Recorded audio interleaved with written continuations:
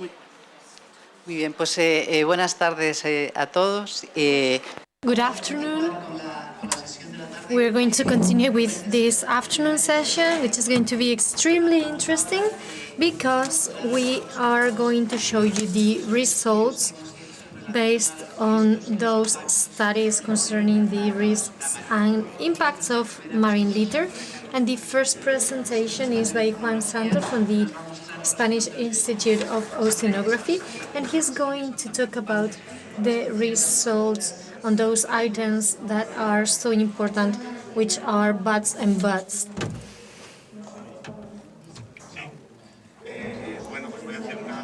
I'm going to talk about the toxicity of butts and butts, which are some of the items that appear in marine litter.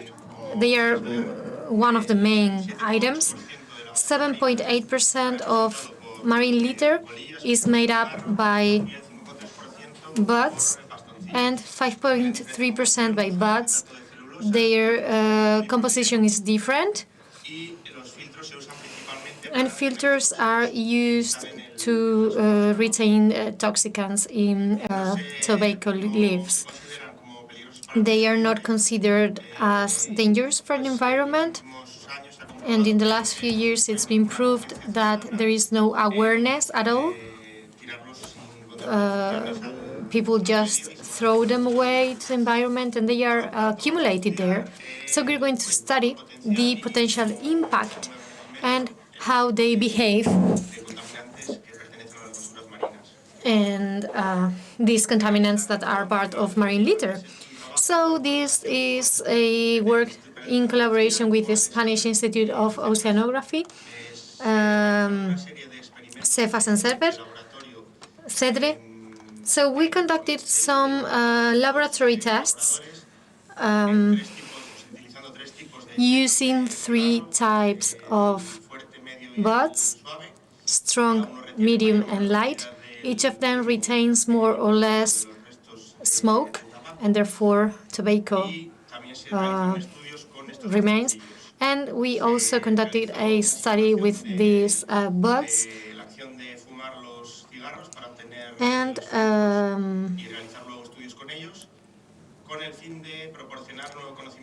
we tested the cigarettes and for the decision makers of OSPAR to take actions, and concerning especially Action 48.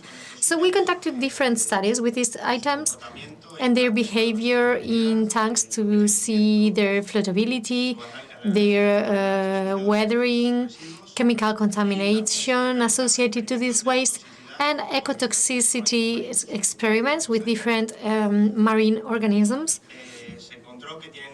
We found that they have a complex behavior due to their air content, and they may float or sink depending on the water absorption capacity, and they can reach every marine compartment.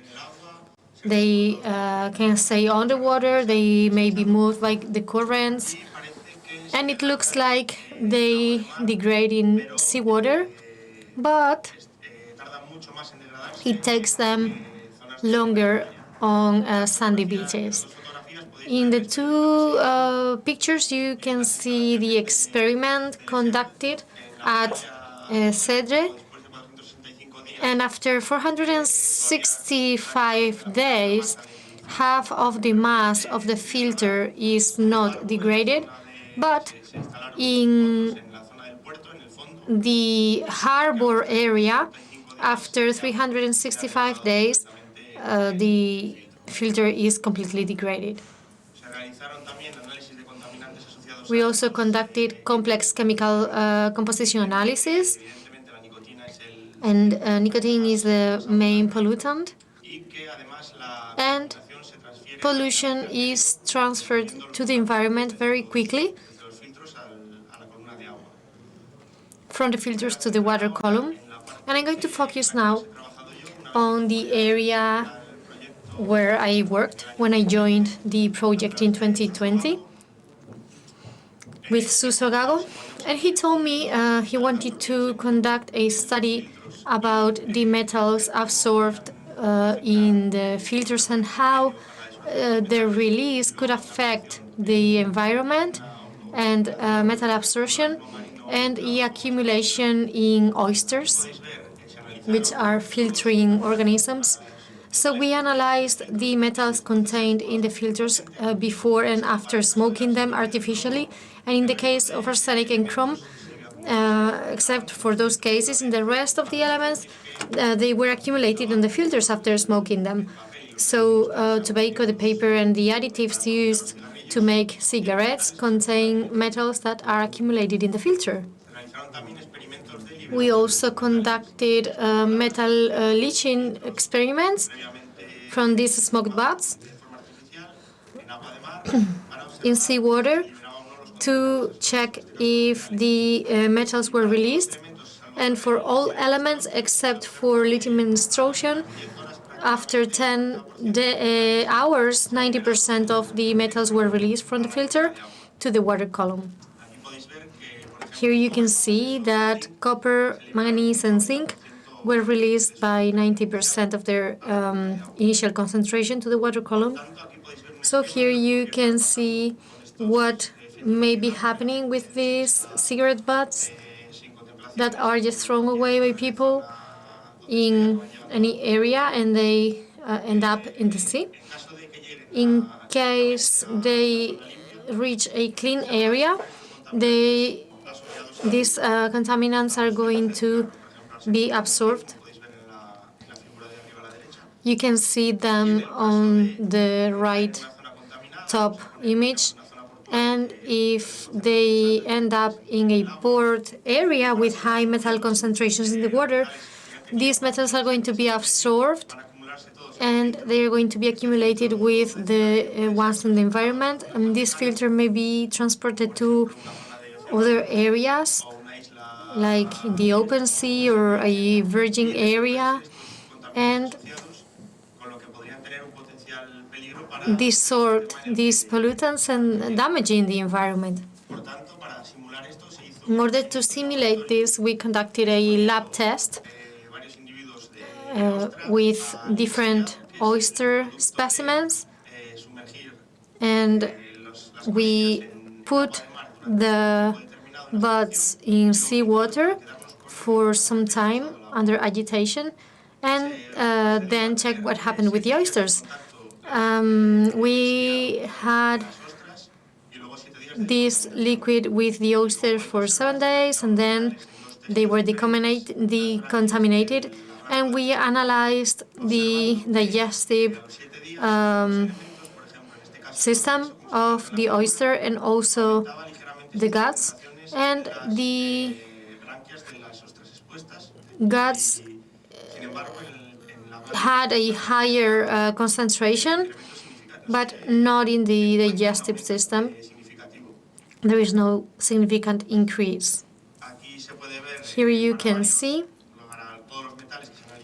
for all the metals used in the test how the pollutants can be accumulated, although the levels are not as high as not to sell these specimens, but the mechanisms are there, and oysters accumulate metals absorbed from cigarette butts. Also, experiments were conducted by CEFAS with another species, and we observed that the survival percentage of this specimen is affected. They live in the sand of the beach. They are called arenicola. And what have we learned with these cigarette butt tests? Well, most of them are enriched in metals after being smoked. These metals come from tobacco and the paper and additives used to pack them. Once they are in the sea, they are released to the water column up to a 91% desorption, and after degraded, they accumulate metals which may be desorted in clean areas. No increases were observed in almost any metal in oyster tissues after exposure.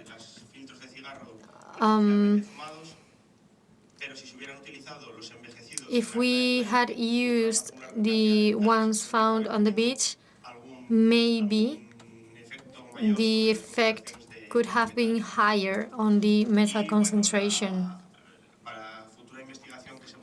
For future research, we could conduct further experiments on this line of work, because not only plastics, but also these types of items that can be found in marine litter, which are present in the beaches and other coastal areas, may influence on the transportation of pollutants to marine organisms. They float on seawater, and they may be dispersed, they may be spread in the marine environment. And it has been observed also in the buds that they may be surfaces where epiphytes may potentially grow. So this includes dangers like pollutants, contaminants, they may be eaten by marine organisms, etc. And conclusions and recommendations. Both items, both buds and buds, appear to be harmful for different reasons, as I already explained, and they should be banned or replaced in the future to prevent all these problems. This measure has been already taken in the European Directive 2019/904. And finally, the contact between cigarette filters and the environment should be eliminated, and potential solutions could be recycling, elimination of these types of items, and trying to convince and raise awareness among the population of the damages that throwing away a cigarette butt. If millions of people are doing that, then there will be consequences. So we should continue trying to eliminate the arrival to the sea of these marine pollutants and litter to prevent all the problems I have already explained and many others. You may find further information in the paper we prepared with our partners, explaining the role of cigarette butts as vectors of metals in the marine environment. Could it cause bioaccumulation in oysters? And final reports which will be available at the CleanAtlantic website. This work will contribute to the elaboration of the Action 48 of OSPAR's background document. And thank you very much.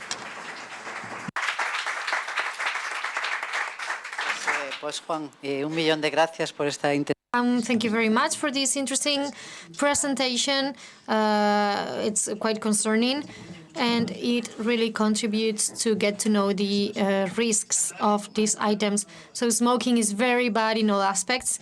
And we are going to move to the next presentation, where we are going to talk about other risks inherent to marine litter.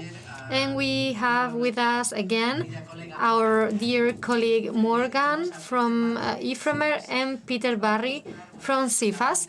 And they are going to talk about the advances on the knowledge of marine litter as an NIS vector. Thanks. So I will start this presentation to present you the work which was done in the previous phase, sorry. And it was done from RDT, João Montero and Paola Barretti. So just have a quick look on what it was done before and what they continue in this phase. So people from RDT evaluated marine litter as transport facilitator for nuisance biota. So they've made opportunistic sampling and they are still ongoing to do it in this phase. So they engage stakeholders and they've made a retrieval of items with a GPS logging and pictures, item recovery and inspections, and the taxa identification. So you have the map. They've done all of that on floating litter, seafloor litter, and beach litter. And what they found that there were almost plastic, lots of plastics, mostly in floating litter, and seafloor litter and beach litter less than in floating litter. And they found 108 species, and mostly arthropoda, which were fooling the floating litter. Sorry. So here you have the arthropoda, the two species of this fooling from floating litter. So here you can see that on seafloor litter you have most in IS, even if floating litter are mostly fooling. The seafloor is composed of most of the non-indigenous species and mostly in metal and rubber. And in beach litter, it's nylon, which is fooling by NIS mostly. So here you can see the three NIS, which is present on seafloor litter, and the other one on beach and floating. So I cannot say something else on this study because Juan is not there. But if you're interested in, I think the report will be online soon. Thanks. So I leave the floor to Peter. Thank you very much. My name is Peter Barry. I work for CEFAS. I spotted this morning there's a typo here. It said, could seafloor litter be facilitating the spread of, that should be non-indigenous species, but non-natives works. Here's the results of our investigations.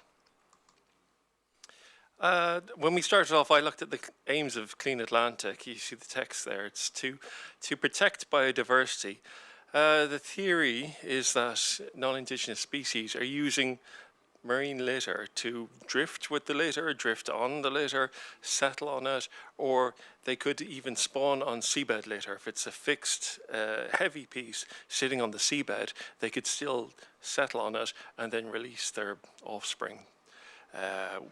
We have to improve capabilities to monitor the litter. This is where my work comes in. I partnered with CleanAtlantic to take a look at, because they were collecting samples, I said, can I take a look for non-indigenous species? And we saw that this could be a cost-effective way to combine monitoring. Another of their aims is to prevent and remove. If the non-indigenous species are settling on the litter, obviously trawling it up interrupts that cycle. I'd just like to highlight, I've chosen these words carefully. This is the theory. It could be cost effective if the non-indigenous species are settling. We don't know. We need to investigate. So the whole point is to advance research. We need to do observations. We need to go get the evidence and then take a look at it and come up with, some answers. A lot of people think of seafloor litter, they think it's just an item that falls off a boat or is thrown out, it hits the seabed and it doesn't move. That's not entirely true. These things, some of them are light enough, even some of the heavier stuff, if a storm washes through, they can start moving. We call it tumbleweeding. Some of it will get resuspended, go back into the water column. Once it gets up to the top, off it goes. Wind and waves will have and currents will have an effect. It could go further out to sea, it could go onto the beach, all the time you've got these little animals attached onto it, and they're just along for the ride. Like I said, some of the pieces won't move. Animals can still settle on them and then start kind of jumping around. They can go from one piece to another. Maybe not the animals, but their offspring will. They use them as stepping stones.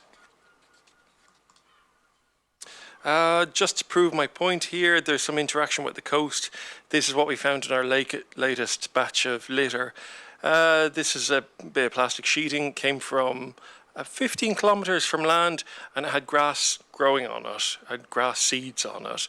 We picked it up at 37 meters deep, so obviously it's not growing there, but it was on the shore recently. Yeah, this is how we investigate it. There's a photo of the IFREMER's boat. They go out and they trawl the litter. It comes on deck, they preserve it. I know at CEFAS I asked them to put it in the freezer because they couldn't bring out any chemicals, so I said just pop it all in the freezer, I'll take a look at it later. It comes into the lab, and that's where I come in. I have to identify all the animals, make a list of what's growing on the litter, and try and find any non-indigenous species. After that, we start taking a look at the litter itself. We characterize the litter. We look at what state it's in. Is it smooth? Is it lined? Is it all beaten up? Then it goes on to another lab, and they look at the polymers, what chemical composition of the litter. And then we identify, or we classify it by size, and then we look at, is it flexible? Is it a sturdy object, or will it kind of, waft in the currents? Some animals, they like to settle on something steady. Some of them, they don't mind if it's blowing around. We take all that data, combine it, do the statistics, and the whole point is, what we're looking for is we're trying to identify patterns.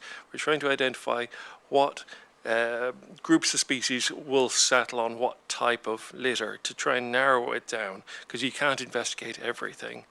Well, that's the hope anyway. This is what we used. This is a program that was going on in CEFAS. They were going out and they were collecting litter. It's the Clean Seas Environmental Monitoring Program. I was looking through what they do. It said chemical contaminants. They look at the eutrophication, microbiological contaminants, algal toxins. And I said, oh God, you guys are going out to get litter. Is there any chance I can have it? I could take a look at it. And they said, yeah, sure, we'll bring it back for you. Then I found out that IFREMER are doing the same thing. So it's a great opportunity to collaborate. They're doing much more than we've done. So I'll just take you through some of our results. This is the UK results. There is a piece of litter that it was transparent when it entered the water. It's now completely coated in animals. What we do is we go through and we identify everything that's on there. We make a list of all the species. Then we cross-reference that list with the priority list for non-indigenous species. There's 54 taxa on that priority list. 28 of them are sessile. They're the ones that we'll be looking for because they're more likely to settle on the litter. These are our results. The first batch of litter we did in 2020, 2021. A lot of litter pieces. We found some non-indigenous species. Last year they went out and got me another batch. Far greater percentage of them had non-indigenous species. Then we just got another batch early this year in January. Not so many, but yeah, same old species were there. This is data from the first batch. This is what we found, 133 taxa. Because of preservation, we couldn't identify them all as species. Some of them just came out as mush. The top 3 phyla were bryozoans. Bryozoans love seafloor litter. You get a lot of crabs there as well, and then there's some mollusks attached to it. This is the non-indigenous species we found. Funny little barnacle there, Solidobalanus phalanx, is originally from Morocco. It's making its way north, currently in Wales. The Australian barnacle, it arrived in the UK back in the 1950s. Again, it's heading north. Crepidula fornicata, that's just everywhere. So once we got our species list, we put it together with descriptions of the litter. We came up with these codes describing the state of the litter. Was it solid? Was it flexible? Was it lined, smooth, or rugose? And the chemical composition. Took the species, took the characterization of the litter, ran the numbers, and it came up with this mess. So we can't identify at the moment what's settling on what, but hopefully we need more samples, which we have at the moment. We just have to process it.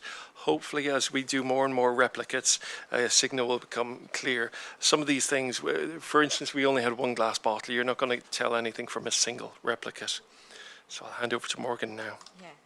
Yeah, for the French results, so from my colleagues, Amelia and Gabin, which were involved also in the survey. So we've made samples during 4 surveys in 2021, 2022, and we've got 153 litter items, including 6 with non-indigenous species.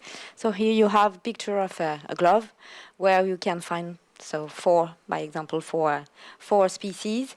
We determined 145 taxa and 128 identified at species level. So here on this glove you have 2 non-indigenous species. So that's quite important. Considering the number of taxa per phylum, so we identified 3 phyla. The most important phyla was Bryozoa, Annelida, and Mollusca, and it was divided in 10 phyla and 17 classes. And so, what is really strange, or I don't know, that we found the exact same 3 non-indigenous species as in UK samples. That mean the Balanus, Astrominius medestus, and Crepidula fornicata. We found it on the plastic sheet, on the PVC glove and rubber ring, and on the glove also, PVCS fishing gloves. So that's mean we found it in English Channel, not in Bay of Biscay, neither in Celtic Sea, just only in English Channel on French coast and on English coast.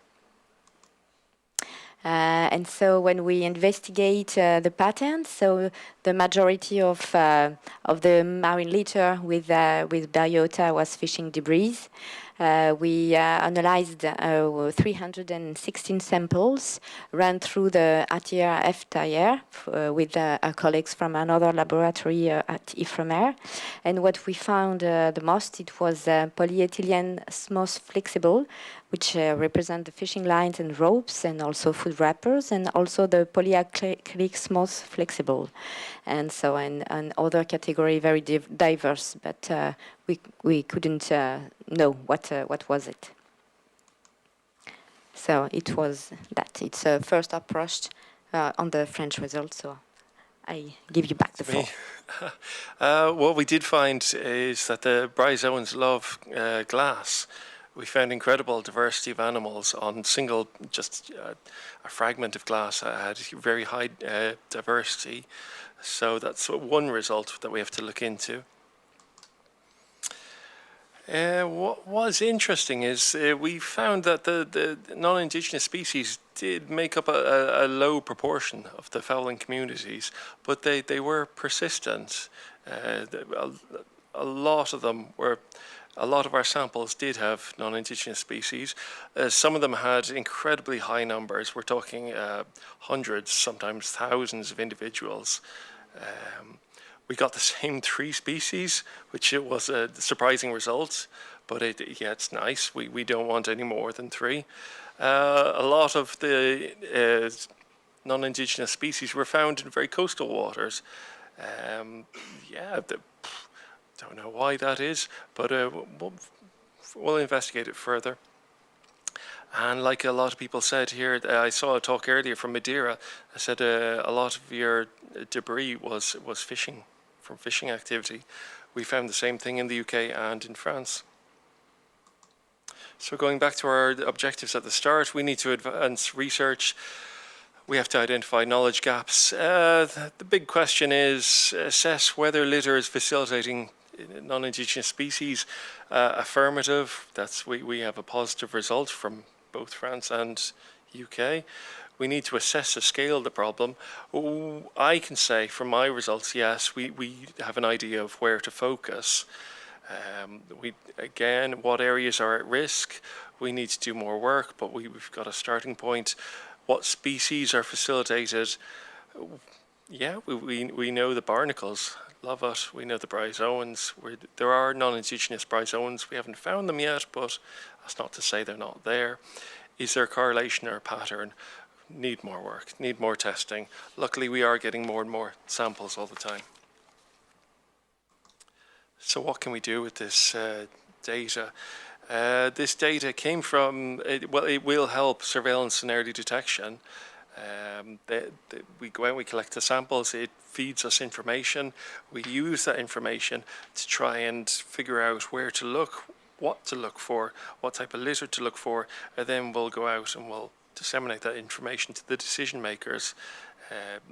I just put in here, there's a recent report on the Great Britain Invasive Non-Native Species Strategy that just came out.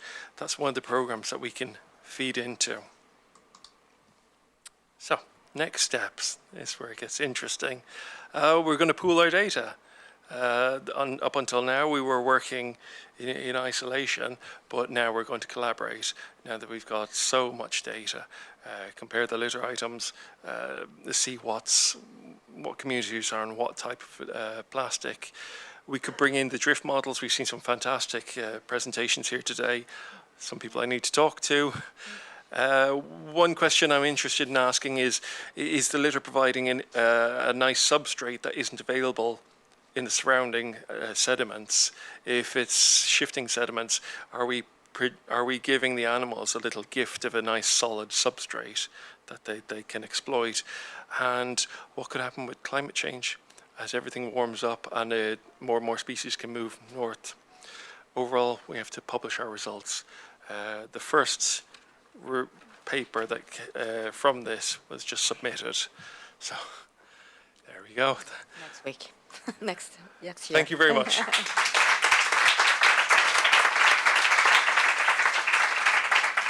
So thank you very much. Very interesting presentation. So no doubt this is an emerging issue, and definitely we need to keep the collaboration and to integrate more countries, more samples, and to gain more knowledge about this real risk. So thank you. And now we are going to move to a bit different area, but very interesting. So now is Maria Loureiro from the University of Santiago, who will join us with a very interesting presentation about the economic impact of marine litter, mainly in shell fisheries, but perhaps you are going to say something about other outcomes of the project. So Maria, the floor is yours. So much. Well, actually, I'm gonna have an overview of the we have done. Thank you for being here after lunch. There's a lot of attendance, so I'm very glad to have you all here. Thank you, Marisa, for giving us the floor to present what we have done. So we are from economics, so our objective here was to try to quantify what is the impact for fishermen and shellfishers in our coast, in the Galician coast area, about this nasty impact of marine litter. So there are different types of costs. That's the first thing, direct cost and indirect cost. Direct cost meaning those that happen on a daily basis and very highly related to the economic activity. Other indirect costs may be suffered later on or in distinct economic areas, but still related to marine litter. And there are two crucial actors in our marine environment here, which are fishermen and shellfishers. Both of them have very common characteristics and some aspects. Yesterday I presented some features that allow us to quantify the impact suffered by both groups. And today what I'm going to do is just to gather all this data and present it somehow together so that we have a general perspective, making some adjustments when necessary. In addition, I want to tell you something else. There's going to be more work coming on later on. at the end of this month, beginning of the next, because what I'm going to present today is quantitative work, quantitative results, but there is also a chunk of part of qualitative research. Qualitative research done with whom and by whom? By us, but we are doing it with the female shellfishers, those that work on food, and who also suffer a lot of concerns with related, and a lot of additional costs related to marine litter. But particularly this collective is very concerned about the low reproduction rate of the vivals right now, and a lot of efforts that have to be taken into consideration. So, given that we could not apply the same survey to all collectives, we are going to present today the one that was common given to fishermen and shellfishers who have, collect shellfish from the boat, from small boats. And we will have a separate piece looking at shellfisher cost for those that are doing the shellfishing, the collection of shellfish on food. And this is mainly a collective, as you all know, a female collective, 90-something% are female, and we have established already some discussions, very interesting discussions with some of these groups. One of them is Villares, which is a very interesting NGO/association of female shellfishers in Galicia who want to do things in a more sustainable way and who are looking at environmental issues in a very interesting perspective. We work with them, we have a sketch of questions, and we already had a focus groups with them. And how we are establishing this qualitative research is basically in an old-fashioned and new fashion. In the old-fashioned that we let people speak about their main concerns and the issues related to marine litter, but spontaneously they tell us the cause effect of marine litter and their actual activities. So, and then what we do is that, of course, we tape their conversations. We have them all taped. We record them automatically with Microsoft 365. We can record them automatically and tape them automatically. And then later on, what we do is just to pass it through Python or any other program, Python, we use Python for natural language processing, and we come up with all these different models to understand their discourse. It's very interesting, but still it's very premature, and therefore I'm not presenting anything of that qualitative part. But I think it's going to be rather attractive when we conclude. So today, if you allow me, I'm going to present just the general sector, general specific results based on surveys conducted with fishermen and shellfishers using the same survey. So let me first start saying that one of our duties in this project was to collect information about the estimated cost of marine litter in the sector. And we did a literature review on all European databases we found and so on and so forth. Here I want you to just, obviously estimates change drastically, depending on the area, depending on the estimation procedure, and so on and so forth. But what I want you to get the idea is that marine litter brings a lot of additional social cost. For instance, cleaning beaches, that we already mentioned, is very important, but also cost to the ports. Ports and marine authorities also suffer a lot of cost-related dealing with marine litter. These are some estimates that I want you to consider. For instance, a recent data set showed that the average cost that our harbors in Spain are suffering and that they link to marine litter is about 60,000 euro per harbor, which is quite a lot of money. And also cleaning cost, like in the UK, is about 7,000 euro per kilometer of beach. In Spain, here we have the data from from La Coruña and Vigo. Is less. It's about depends, but it depends on the season. It depends on many other aspects. But it's nearly 2,000 euro per kilometer in the more highly dense areas. So these are important social costs that should be addressed. So let's look into the marine sector and the life of fishermen and shellfishers and how it's being affected by marine litter. Obviously, there are many solutions, and some of them have been already highlighted by presentations and by the audience of how we could reduce marine litter, but we are going to focus on those that could be initiatives with fishermen directly. There are already a lot of studies worldwide. I'm not going to focus on that, and there is a large literature. But what I wanted to bring to your attention is, for those who are curious or who are not from Galicia, is the fact that we already in Galicia have this marine Mar Limpo project, by which there is a lot of data already and previous activities and previous experience collected. And you see here that fishermen are part of the problem, but they also show in the survey to be part of the solution, part of the problem, because mainly 45% of the litter that is being collected in this Mar Limpo project is fishing gear. So that's an important percentage of litter that is coming from small boats and recreational boats and all kind of also aquaculture in Galicia. So in our survey, our objective was to try to assess the cost for fishermen and shellfishers. This is, as I say, a survey that had a common protocol and a standard procedure. So we started with general questions in which we tried to figure out their interaction and impact on daily basis with marine litter, the cost or derived cost, the awareness and information that they had about this problem, the actions that they were taking, the measures as well. And then we had a part about their behavior. What do they do? When they find a lot of litter? Do they bring it to the port? Do they throw it away again? Or how they deal with that? And also some preferences for perceptions toward different marine litter collection programs. How they will go on in the future if they were able to decide. How they will deal with that. Deal with join a marine litter program and how that would be. And also additional data, socio-demographic data in particular, that allow us to control for some non-observable variables.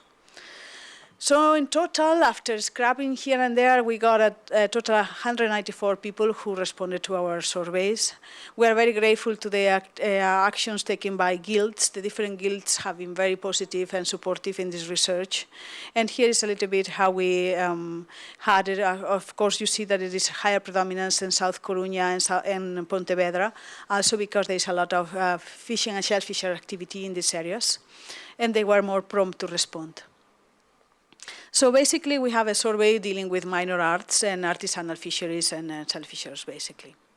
In order to facilitate responses, we did it face-to-face, 139 responses. And in addition, we set up an online setting for those who came late from work, that couldn't complete it at the moment, but they were interested in participating. We gave them the online option as well. And we can control for differences, whether on the face-to-face there may be some connection and some more empathy than on online.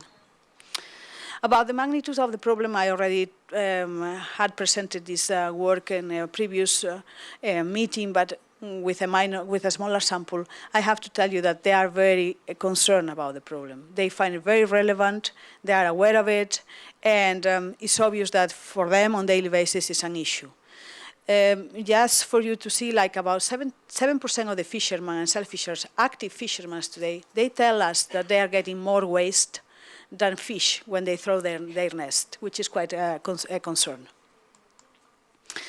In terms of other issues, they are very well aware of the environmental degradation of the coast and the marine environment in general. And they are also concerned about the reduction of fish quantity. So they tell us about mortality of fish and lower reproduction rates. They also not only claim marine litter as a responsible actor, but also climate change is another concern they have, and also accidental spills, oil spills or minor spills and other type of, but water quality related issues, basically. So they are highly concerned about these aspects, and they see that in their perspective, they feel a little bit like the marine environment is dying. In terms of how much the time they lose on average, they tell us that they lose a significant part of the day, about 1 hour per day, and that depends on the cost that it may be just shellfishers who have, like, let's say, a lower cost of action per day than a boat, an operating boat. But the total cost, or the bracket of the cost, could go in between 50 euro and 110 euro if it's just two people who have to work an hour to clean up the nest and to sew them back and so on, or and repair, or just one person. So it depends. At times they have to work two people for 1 hour, at times just one person, and it's about 50 euro, because they could be fishing in the meantime. So usually this is like extensive effort that they have to do after they come to the port. They have to come with sufficient time in order to organize the activity for next day.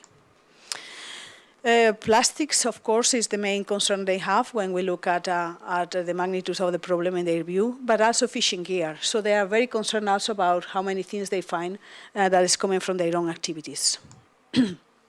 And with respect to the cost, I showed you yesterday some graphs of the distribution of the cost that they directly suffer.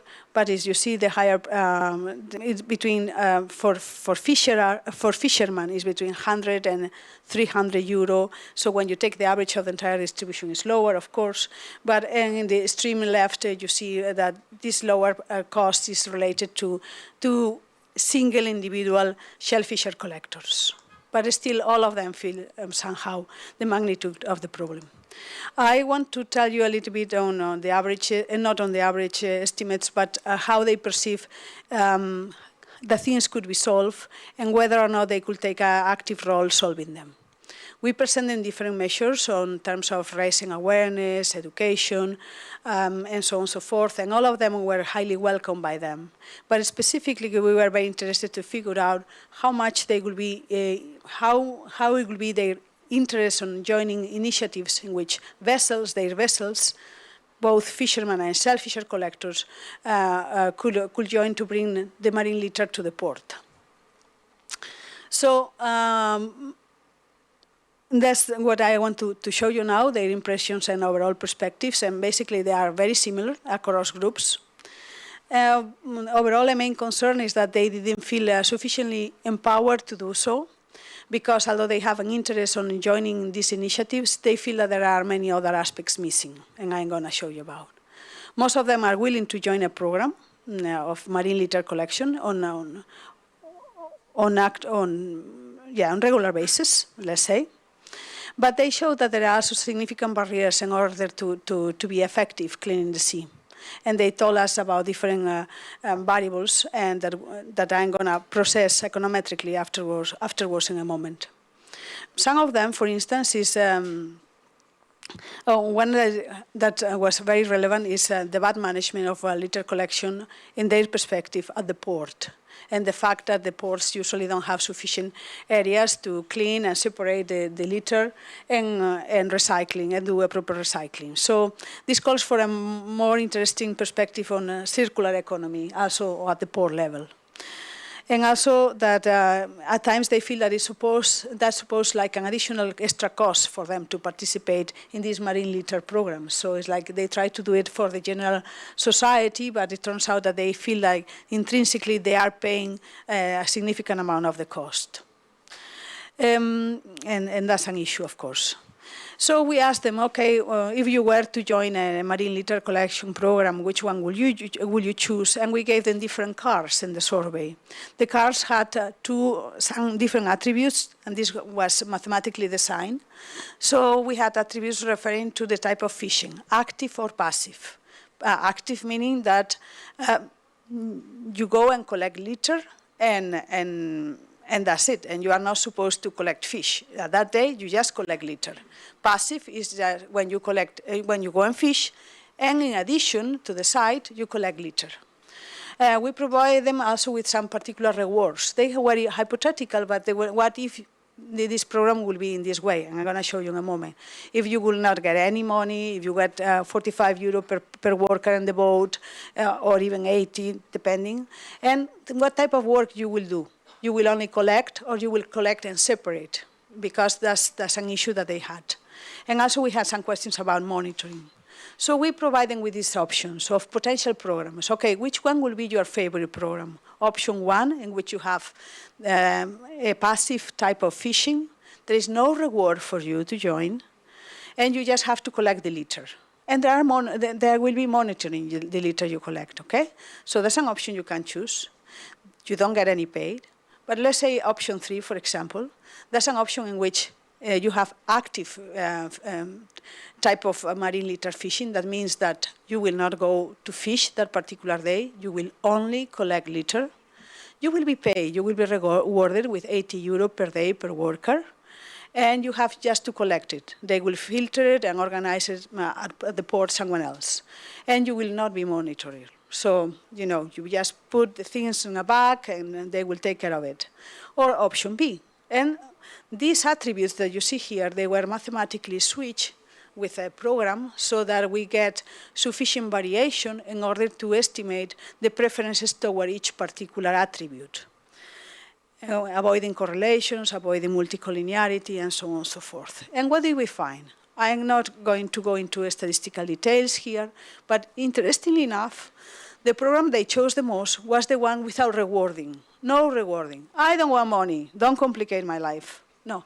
And I don't want active fishing. I want passive fishing, okay? I am a fisherman. I am not a trash collector. That was clear to us. They were very strong on that. And in addition, of course, there were others who were willing to pay, or who were willing to engage in more passive, in active fishing litter. But mostly they would prefer the combination of what they are doing now with some additional options to collect the litter, to bring it in an organized manner to the port and get on with their lives. We did some cost-benefit analysis, certainly based on their preferences. That was, of course, very feasible. We could fantasize about different scenarios in which we buy them plastic bags, we put containers at the ports, and so on and so forth. And that will be a highly effective way of cleaning tons and tons of marine litter from the Galician areas. So that's an option that if we were to make a policy suggestion, that could be one. In addition, we compare it with other costs and certainly always pass a cost-benefit analysis. But furthermore, we wanted to learn a bit more. So from this part, we figured out that there is a clear concern about this. The sector is very worried about this. They see themselves, as you have observed, part of the problem, part of the solution. But they don't want to clean up their identity. They are fishermen who are willing to clean up, and particularly the mess that they have caused, and that calls for certain policy actions, although there are some barriers for the collection of these marine litter issues. Then we look at the data in a different way, because we had these additional questions that we got from a sociology kind of way of presenting the survey that works very well, and we wanted to figure out, okay, you have the intention to collect the litter, you are aware, you are concerned, we have observed you are concerned about this, but what it takes you to go into action? Why not everyone is just by themselves, if they are so aware, because they are, if they are so concerned, because they are, why are not themselves collecting and bringing up the litter to the ports and trying to figure out what's going on? So that's the second part we did. We ran a model based on structural equation models, and we estimate theoretically this model based on the theory of planned behavior. That means that there is some attitudes you have, some norms you have to fulfill in your own community, and the guild, they expect something out of you as well, your neighbors, yourself, you yourself expect something out of yourself. You have some control about the situation or not, or you don't feel control over the situation, then that may all translate into intention to behave. But then later we will see whether or not you behave that way, or whether that behavior is actually real. So, with the same survey, with the same data all together, we had these attitudes, these subjective norms, we collected the perceived behavioral control, which I'm going to talk about in a moment, and the intentions, and we tried to figure out, okay, how do they assemble together? I'm not going to mention the econometrics now, but let me just indicate the following. Not sure if you will see the draw in the back, but let me recreate it. This is a model that is based on latent variables. Those that are in a circle are variables which are very important, but they are latent. And they are called latent because they are not observable. So you don't see my norms toward the environment. You don't see my perceptions. You don't see it. You may infer it, but you don't see it. You don't see either my attitudes, my general attitude about the future, about sustainability. You may infer it, but you don't see it.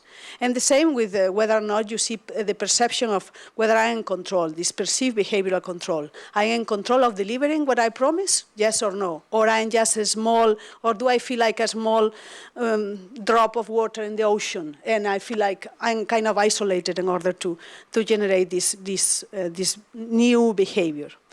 So what we find out basically is that there are very strong social norms in the community with respect. They are very concerned. There are clear norms that this cannot continue as it goes. There are attitudes toward environment, and but they don't feel in charge. That means that there is no. It's very important to feel in charge in order to change the behavior, but they don't feel that they can change the behavior. And in all of that materialized in the following. If we were to give some suggestions, we could tell it's not necessary to do more campaigns of awareness, they are aware, not necessary to provide incentives for attitudes and so on and so forth. What is necessary is to give the people the message that they are under control. That means that they can really, in fact, execute and deliver and clean the litter and manage. The reason behind, again, is that they told us in different occasions that independently of whether or not they collect the litter goes again back to the sea, and they see it often that happened to them, or they feel that they are not in control of the cleaning of the situation, and they feel that their effort is lost in a way. 1 minute. When we look at the cost, okay, maybe those that suffer more of the cost are more ready to push it and to engage more actively, and not even so. Cost is not either significant, so it means that cost and losses, direct losses, do not push behavior. Behavior is again pushed by attitudes, social norms, and perceived control in this data.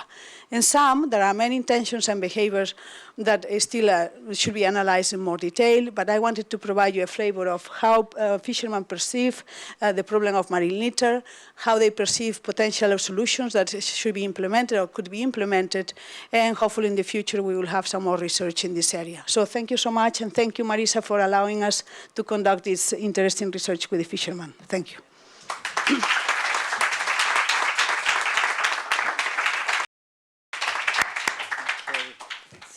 So many thanks, Maria, for this very interesting study. And I think that we could spend one more in speaking about this study, about the other experiences taking place in Galicia, about Marlimpo Plan, and about the involvement of women in shellfisheries. Because we are supporting, we are following this program, this Galician program, and the results are really great in terms of the amount of waste that is collected, in terms of how awareness have raised. But there is a number of issues to be discussed about passive schemes, active schemes, where they are justified or not. So I think that this deserves another workshop. Okay. So I think that in order to fulfill the schedule, we need to pass to the next section. Okay. So now we have finalized with the project results, with project outcomes, and we are very happy to have very nice interventions. And the first one is going to be given by Ismael Morán. So Ismael, he is the director of the Atlantic Area Program, and if he allows me, I would say that this is a young but an old friend of us, because we have been dealing for many years in different projects, and we are really happy. It's a pleasure to have you here. That's a luxury. So Ismael, well, he's going to present the Atlantic Area Program balance from 21 to 27 and the perspectives of the program. So Ismael, the floor is yours. Thank you very much, Marisa, for this kind invitation. In a way to introduce you, my program, on what we are doing right now, on what we have been doing during the last 5-6 years. Yes, we are all friends from old battles. Yes, we have the survivors. Yes, yeah, that's a good point. Yeah, We are the survivors from long battles, yeah. Well, I know that you have been dealing with the program. I know you're aware about the program. Maybe you know it as well as I do. You know our program since previous programming periods. We are all friends.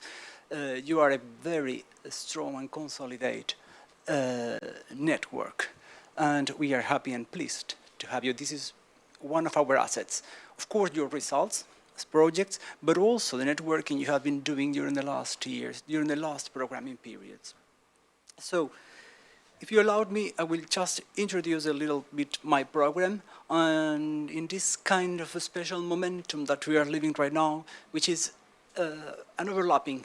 We are closing a programming period. We are closing a program, but opening at the same time another one, which is a kind of continuity between the two of them.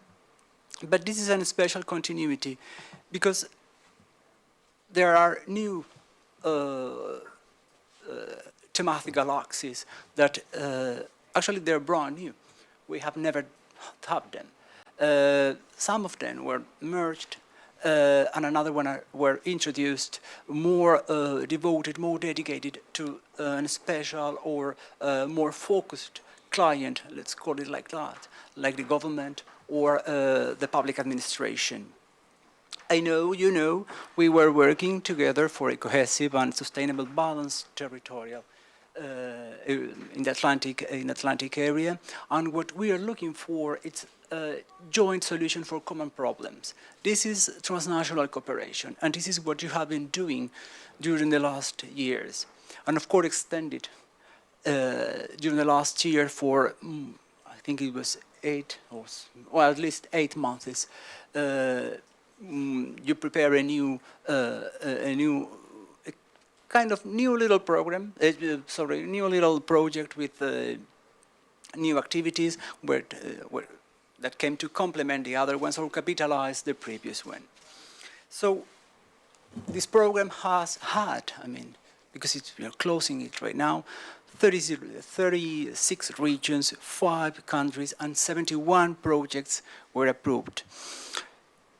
We have other countries working with us as partners, as Belgium, Norway, Netherlands, as I said, Germany as well, but also countries from abroad, as Canada.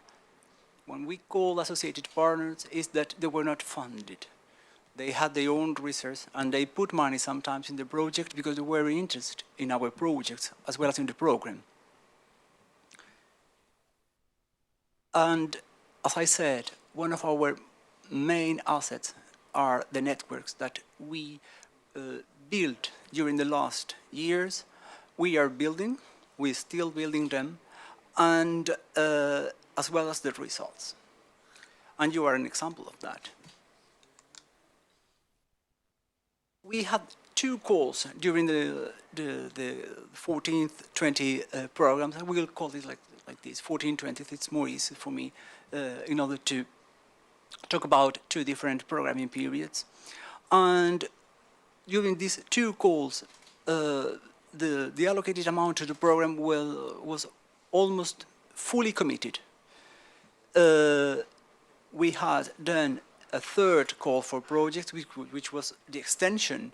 We call it extension of the projects that were already approved, in order to allow you to capitalize your activities or prepare activities that were not foreseen in the initial application, but you realized or you saw that may be interesting for you or maybe for your target or the audience that you have that would be useful as well.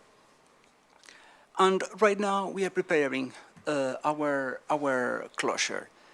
This is in which we are fully committed, and one of the things that worry the most is the low financial execution that the program is having. But we count on you, we count on all of the partners in order to help us to achieve our financial commitments and our financial commitments and targets as well. So please, after this, after this meeting, I hope you all start working with CG. I know it's not practical, it's not nice, but it was worst.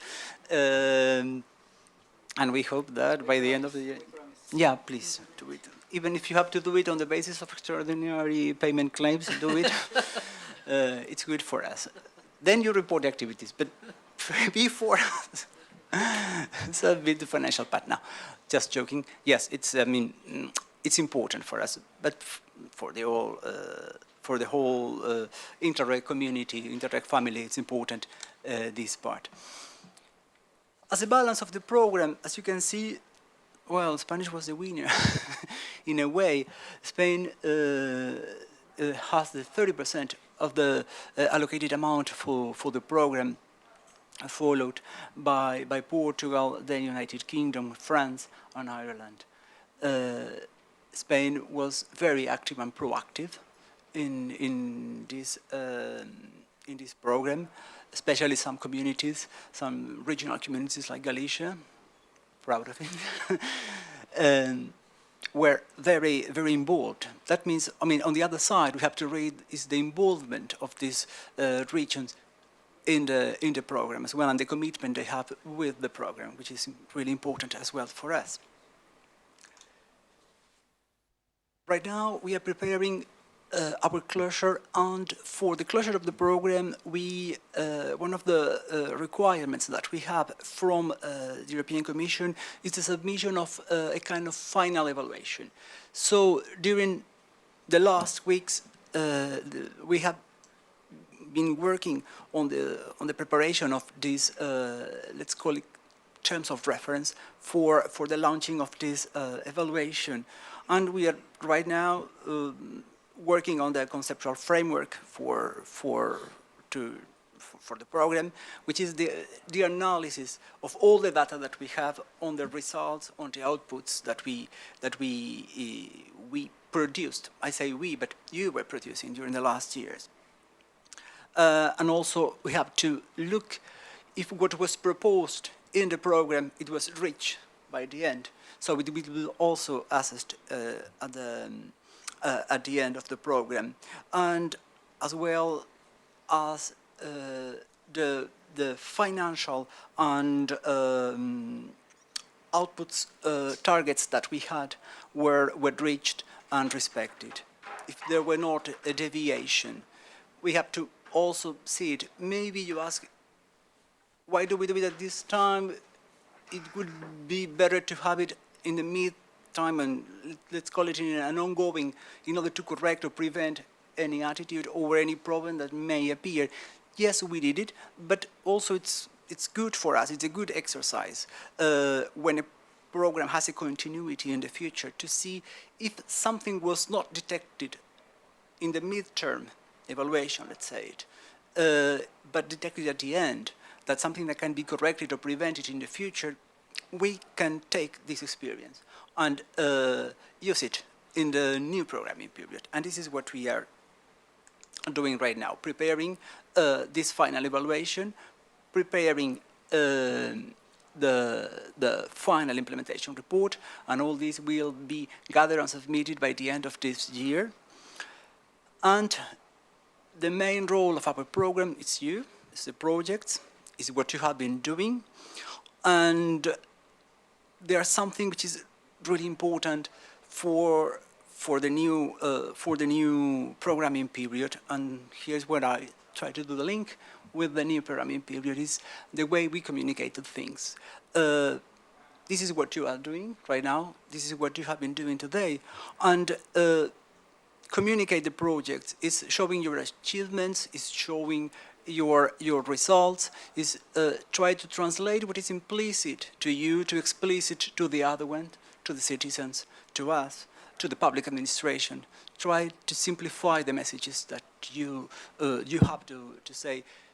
It's a way it's going out from our comfort zone where we work and our language and our jargon that we have, and try to make it easier, even if there is, of course, a kind of technical language behind that is necessary in order to have this conceptual framework.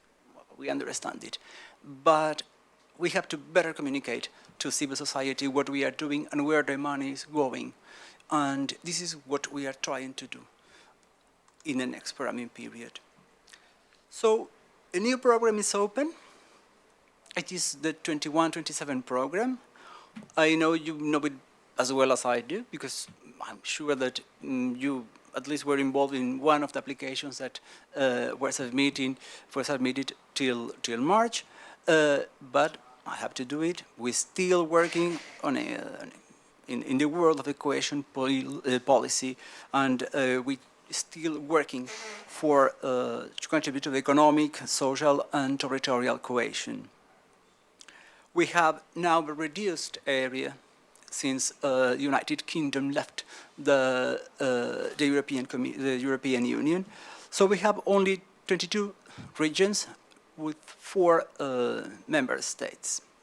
And we're still in line with the Atlantic Maritime Strategy, and our main purpose still being to keep working in the files of innovation, resource efficiency, environment, and cultural assets, which is reflected in our thematical priority axis. We have 22 regions from 4 member states with 4 priorities. From these 4 priorities, only 3 are thematical. That means that almost any kind of organization can apply. And there's another one, which is the 4th one, that is more restricted in a way. Later, I will explain you how it is. Even if reduced, it is extended, the eligible area. We still have France, Ireland, Portugal, and Spain. Ireland and Portugal are eligible all the national territory. And France still have Bretagne, Normandie, Nouvelle-Aquitaine, and Pays de la Loire as eligible regions. With Nouvelle-Aquitaine, there is an extended region, let's say, that was Limousin. In a way, the program comes back to that region because originally it was part of the eligible area. So Limousin comes back since it belongs to Nouvelle-Aquitaine. And Spain has La Rioja and the whole Andalusian territory. So whole Andalusia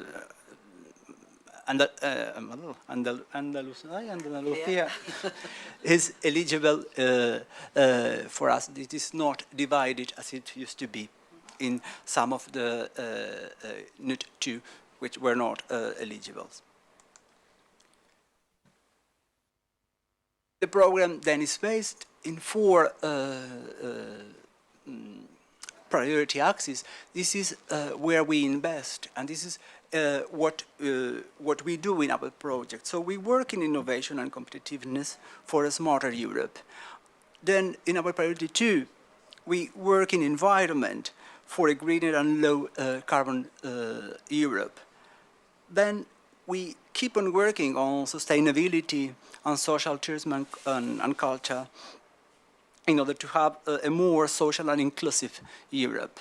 And then we have this 4th priority, which is a better governance for cooperation. And this is more focused on public administration.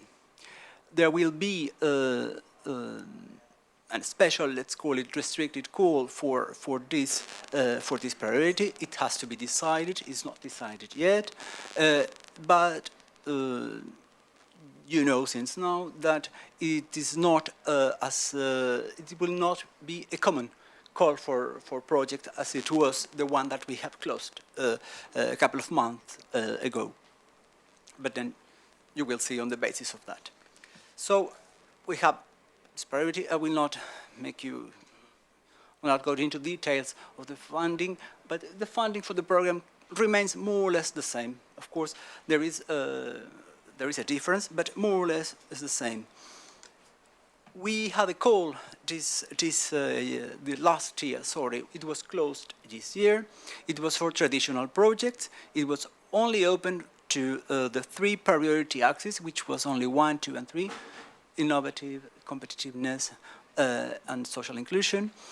And it was followed an only one-step procedure, so there was only one single submission. It was not necessary as when CleanAtlantic was initially approved to do it in 2 phases, and it was through our system that finally it works.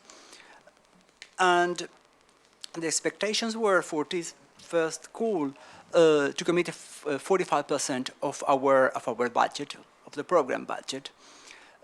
We expect projects are expected to contribute with innovative solutions. So we want, even if you still working on the thematical area, what we want are innovative approach, new solutions. Do not keep on working on the same things that you have been doing during the last years.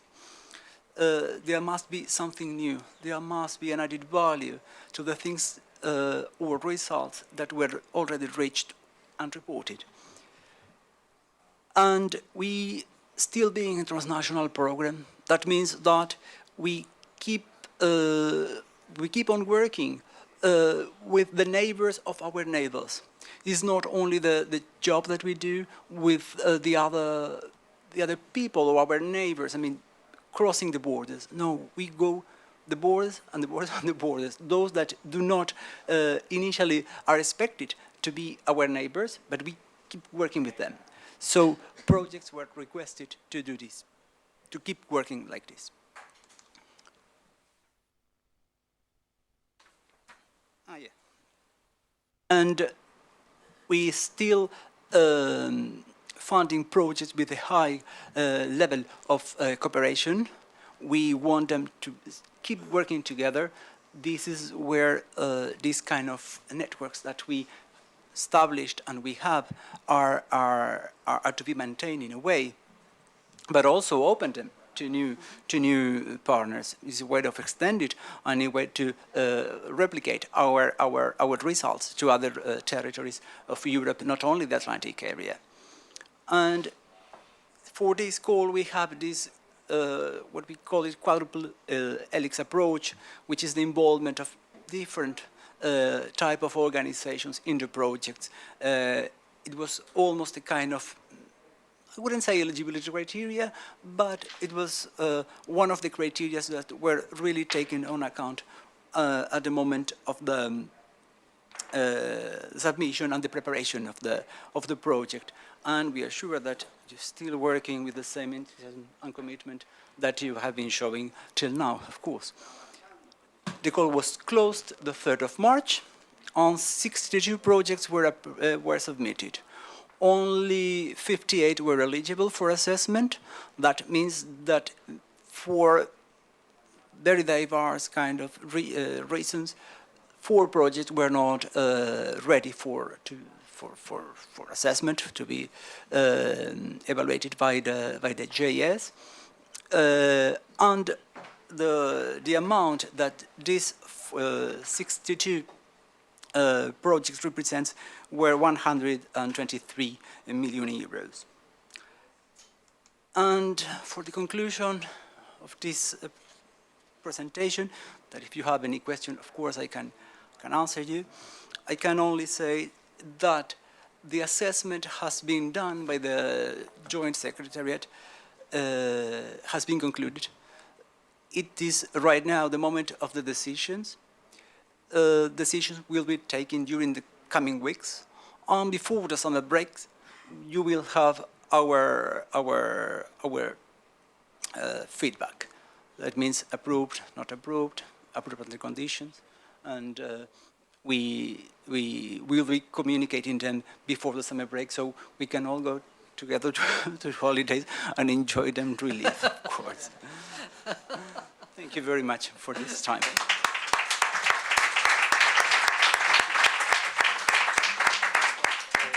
So thank you so much, Ismael, for this presentation, and always for your support and for being so close and so nice with us. Okay. Thank you for this invitation, and you take the chance to come back home because it's always good.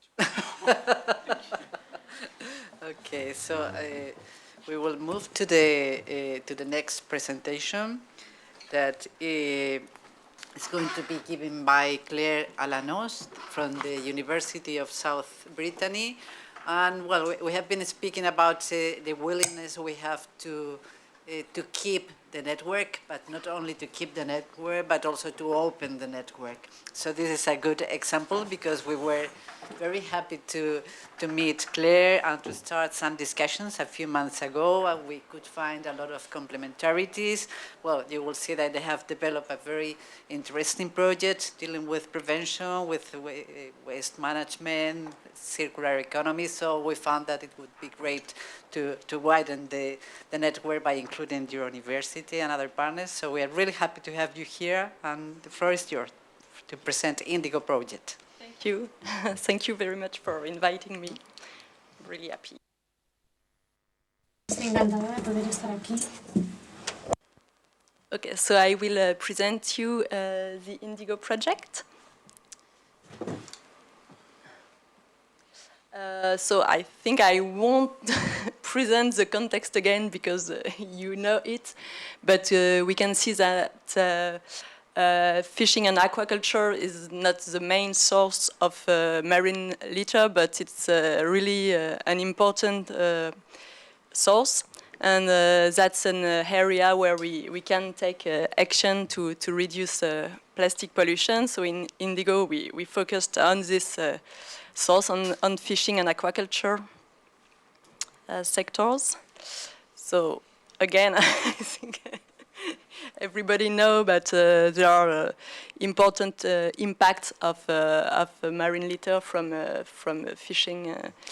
For example, ghost fishing, which is a really obvious impact, but there are also the impacts on microplastics.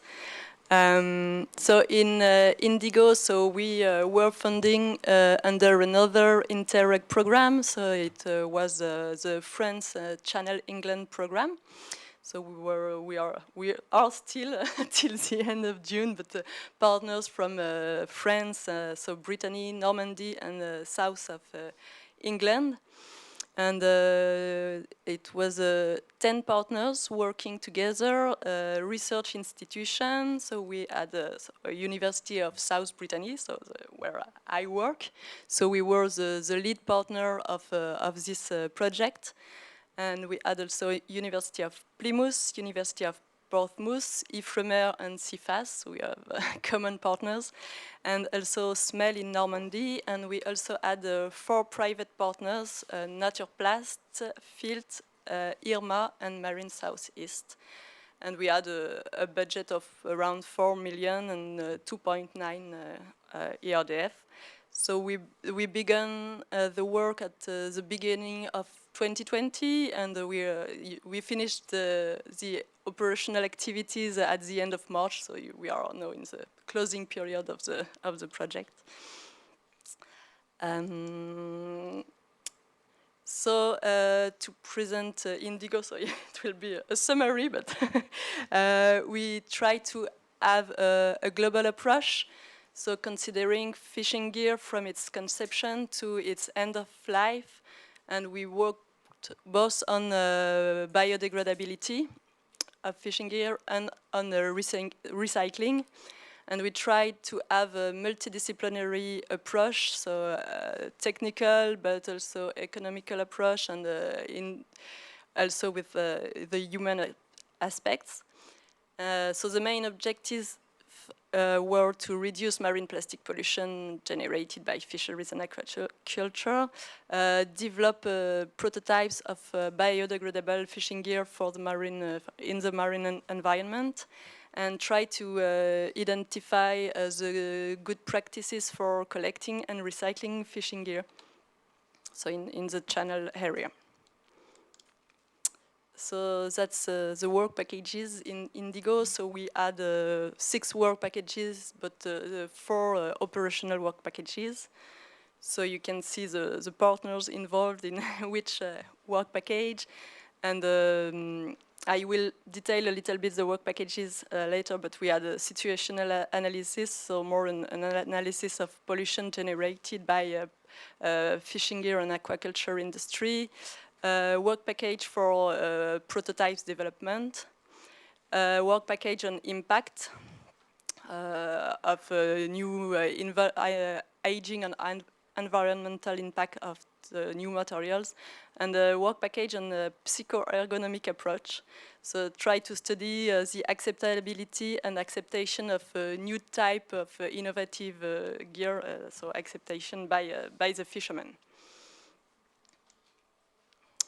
So that's to explain a little bit the first work package. So I think there are common subjects with CleanAtlantic because we really try to understand the situation of pollution generated by fishing and aquaculture. Try to improve the knowledge. For example, here you can see that we try to characterize and to find all type of polymers in the fishing gear. So we try to do a catalog of type of fishing gear and which polymer are in this fishing gear. So it's a really complex, it seems quite simple fishing gear, but it's not. We also developed a fisherman survey, so we try to analyze the view of fishermen on end-of-life fishing gear and ALDFG. We also had a citizen science program developed by IFREMER called Fish and Click to map the pollution from fishing gear and aquaculture gear on the coast and at sea. We also try to understand the economical impact of ALDFG and ghost fishing in the channel area. We carry out market analysis to try to see which is the potential market for biodegradable fishing gear. And we also worked a lot on best practices for collecting and recycling used fishing gear. So for example, you can see here we developed good practice guides for the citizen, but also good practices for fishermen, and we also good practices for harbor authorities. So I just made a quick focus on this collection and recycling. So the main partners involved were University of Plymouth and Ismael. So we tried to see what are the good practices and to try to compare how it works in the south of UK and in Brittany and Normandy. So for example, in UK, there were the Odyssey initiative, the net regeneration scheme, and there were 40 harbors at the end of the project involved in collecting and recycling fishing gear. So they made a lot of work on this, and we also made a study visit there to see how it works in the ports. And we could see that, for example, their fishermen are more involved in dismantling, collecting than in France. It's and there is also a good collection of fishing gear. So it's improving, but they have no local facilities, so they send everything to recycle in Denmark or in Slovenia. And compared to France, for example, where we have a local initiative called Fill and Fab, and they recycle nylon. But even for polyethylene, there is no local solution to recycle for example, troll nets. So there were differences. So that's an overview of what was done on collecting and recycling in France.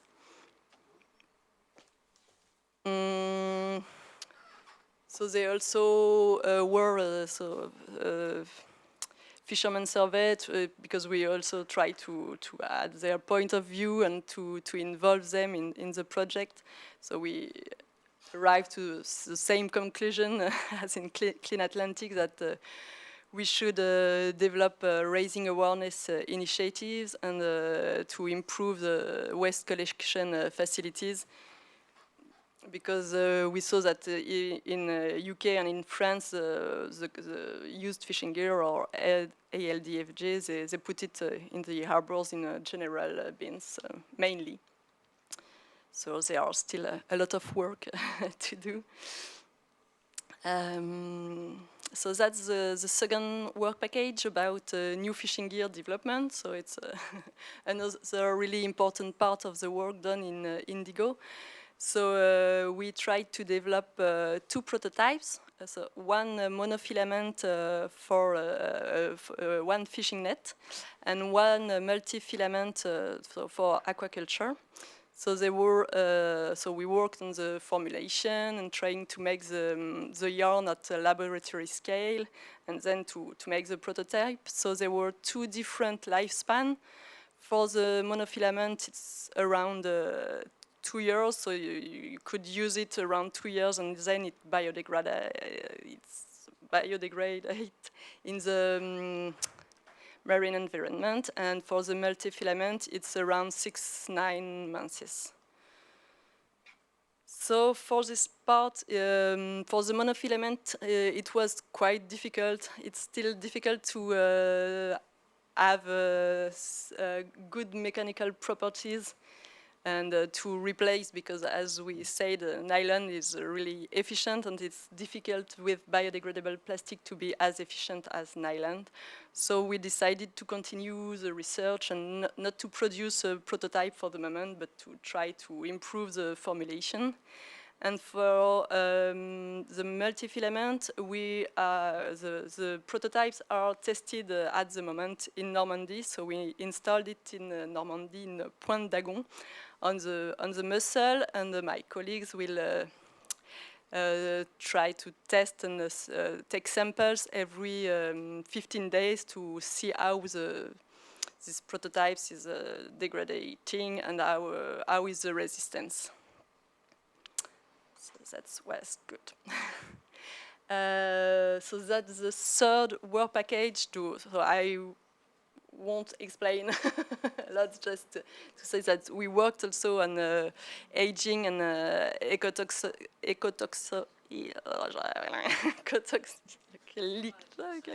assessment. So there were also CEFAS doing aging tests in situ and in laboratory, and IRMA. And we also tried to make a life cycle assessment of in the project, and that's the fourth work package. So we, as part of the fisherman survey, we had two parts. So a more part like to analyze which type of plastic or nets they use and what they do, what the fishermen do when they find ALDFG.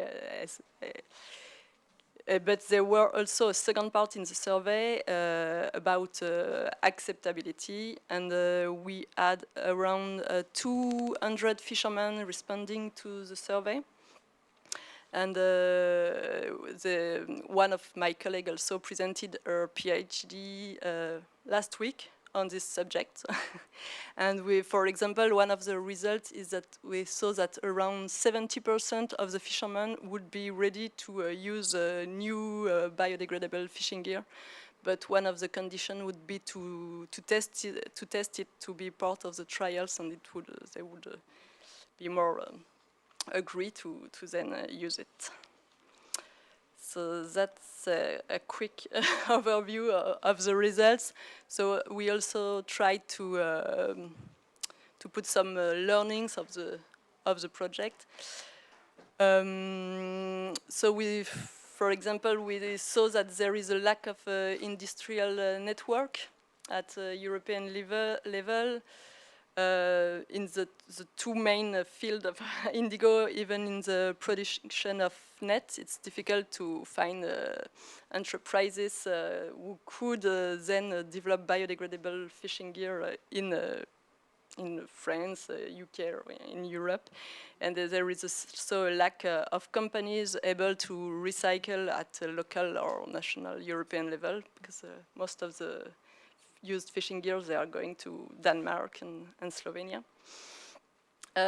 We see that this research in to biodegradable plastic, it's at its beginning, so we should continue to work on it to find solutions.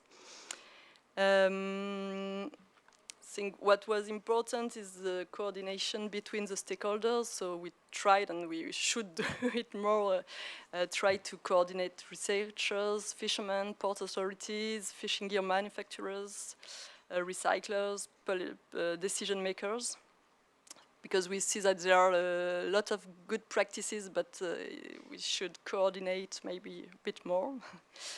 For this, we also need financial support.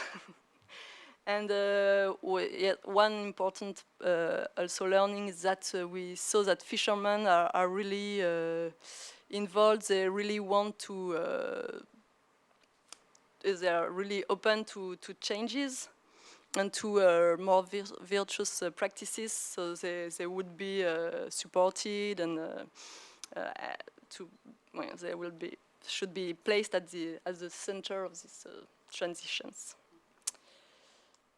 So that's it. So you can find almost all the deliverables of INdIGO in our web page, so our website. So there are 19 deliverables. I think 3 are missing for the moment, so you can find almost. And that's it. So some pictures of the partnership, because we also had a really good partnership, and we're really involved, and a really nice partnership in INdIGO, so it was great. And that's it. So you can find more information on the social media, and we also have a YouTube channel with animation videos, and also videos like good practices for fishermen, and a lot of videos. Okay. And the contact, you can if you have more questions, you can contact me or my colleague, also Morgan de Rouanet, who was a scientific coordinator on the project. Thank you. Thank you. So thank you, Claire. Very, very interesting project. And we are looking forward to join the two networks and to be in the condition of working together in the coming months. Finger crossed. Thank you. Okay, so now we move to the next presentation. We are all really very happy to have here Marta Martínez-Gil from well, I moved to the Spanish now. I'm going to speak in Spanish now. She comes from the Ecologic Transition Ministry. You know her very well. We know about her integrating will that she has always had to use the best practices of the organizations and bringing us together and helping us to work in a coordinated manner. And you're going to talk about a very ambitious and interesting project called Life INTEMARES. En primer lugar, quiero felicitar. Okay, good afternoon to all of you. First of all, I would like to congratulate all of you for your wonderful hard work. I think that the contact, the connection that you have with the government is very important also when it comes to disseminating this information. So as a representative of the ministry, I am very thankful to this project, and also to CEFAS for the cooperation will, for the will to cooperate, because this is a win-win relationship. So I'm very proud of all the cooperative work that has been conducted, and I would like to thank the CEFAS team for that. I'm going to switch to English now because my presentation is in English.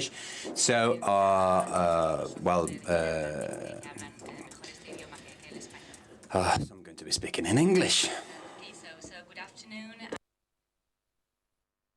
Is focused on 2 initiatives from my general directorate for the coast and the sea that are embedded in a biggest project, which is called INTEMARES. We love to say that it is the biggest life integrated project on biodiversity conservation in Europe. And well, this is a huge project with several actions, more than 50 actions, but my general directorate is developing a couple of those that are related to marine litter, and they are specifically related to fishing for litter and to abandoned, lost and discarded fishing gear. And why are we focusing on those two? And this has to do with the marine strategies, is this planning tool that in my general directorate has the competence to develop, to reach this good environmental status of our marine environment, using as one of the 11 descriptors the marine litter. So you already know that we periodically assess the marine environment based on some monitoring programs, and we also have this program of measures that we have to implement, that in Spain is approved by royal decree, so we have the obligation to implement those, and these two actions are part of this program of measures. So this is the context of why we are working on this specific matter. So the first of the two actions is dealing with fishing for litter. The project is called Caladeros Limpios, which means clean fishing grounds. In English. The duration of both initiatives is the same, it's 2 years, and we have finalized last month. And the aim of this specific action was to develop or set the basis for a national scheme for fishing for litter. So we developed national common guidelines and also worked on some demonstration actions to be able to put all these guidelines in place and finally finalize them with some specific field experience during the project. The contractor has been Zero Waste Association with huge experience in this kind of projects, some of them mentioned on the slide, and the budget was more than 300,000 euros. This was made in collaboration with the Fishermen National Association, and it's also worth it to mention that we also have the Federation of Fishing Vessels Owners in Spain, being partners of INTEMARES project, so they have also been informed of all the actions and been participating in those.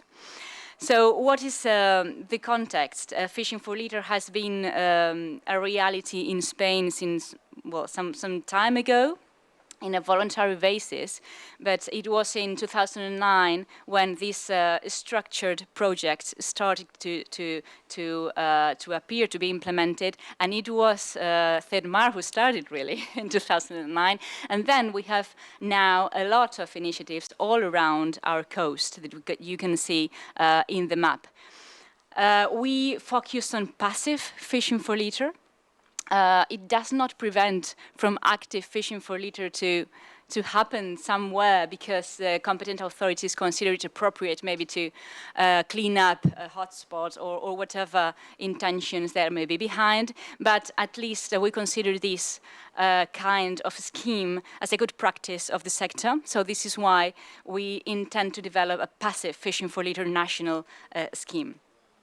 We already know that bottom trawling has the highest catchability, but being this kind of fishing the main alley for the development of these actions, we would like to have an inclusive scheme where every fishing modality can participate. As I said, we consider this a good practice.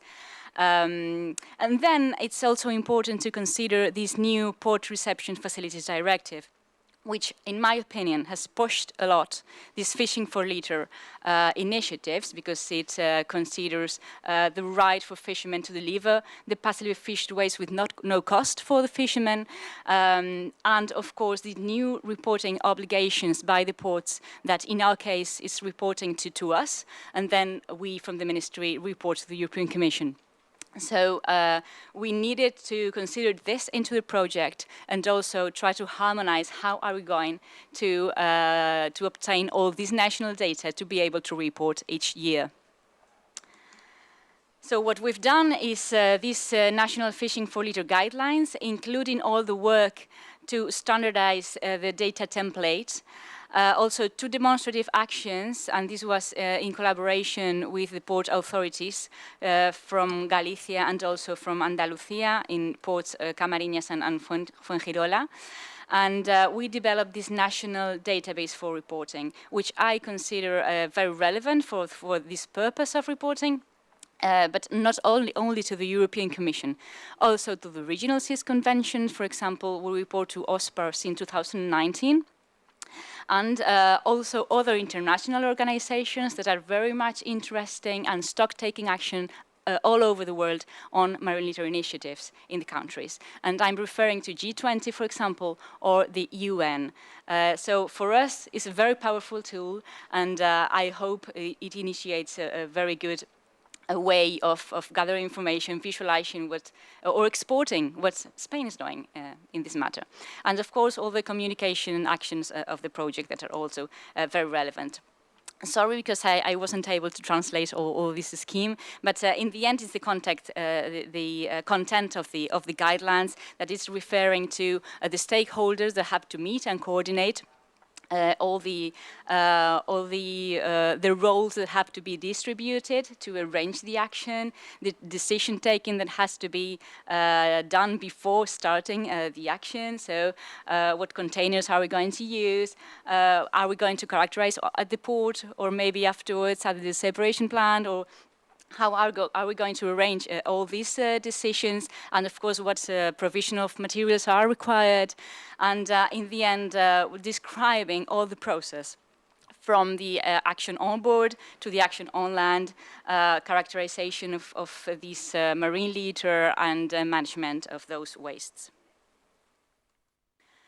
And which are the main stakeholders? You can imagine, or you already know, the professional fishing sector, the port authorities and the waste managers maybe are probably are the most relevant, but we think also that fishing administrations that are dealing with the European Maritime Fisheries and Aquaculture Funds are really important to assure this continuous funding to all this scheme. So we've tried to involve them from the very beginning, and in the Spanish operative program for this fund, these actions are already included to be funded in a more stable way. And then all the experts that are already working at the field, I mean, we have scientific organizations, technical and environmental organizations, technicians that are already there and have all this expertise, already have a role in this, in all this scheme. And to finalize with this initiative, it's very important to show how the participation has been really relevant in all the development of the guidelines and on the database. We started with a participation process from the very beginning, before we even had a draft. With all the sectors. We did various online consultations and webinars. We did a kind of intercalibration of the use of a data template on site at a port to try to standardize a bit the way we were going to gather the data and report to the Commission. And we did also a multi-sectoral workshop where we were able to agree on the details. And then we will soon publish all the information, the guidelines, and we will use the database to report at the end of the year. So we have still work to do, but all will be available in our website. And then the second project is on abandoned, lost, or discarded fishing gear. What we intended to do here is to develop also national common guidelines on how to act in case of encounters of this gear.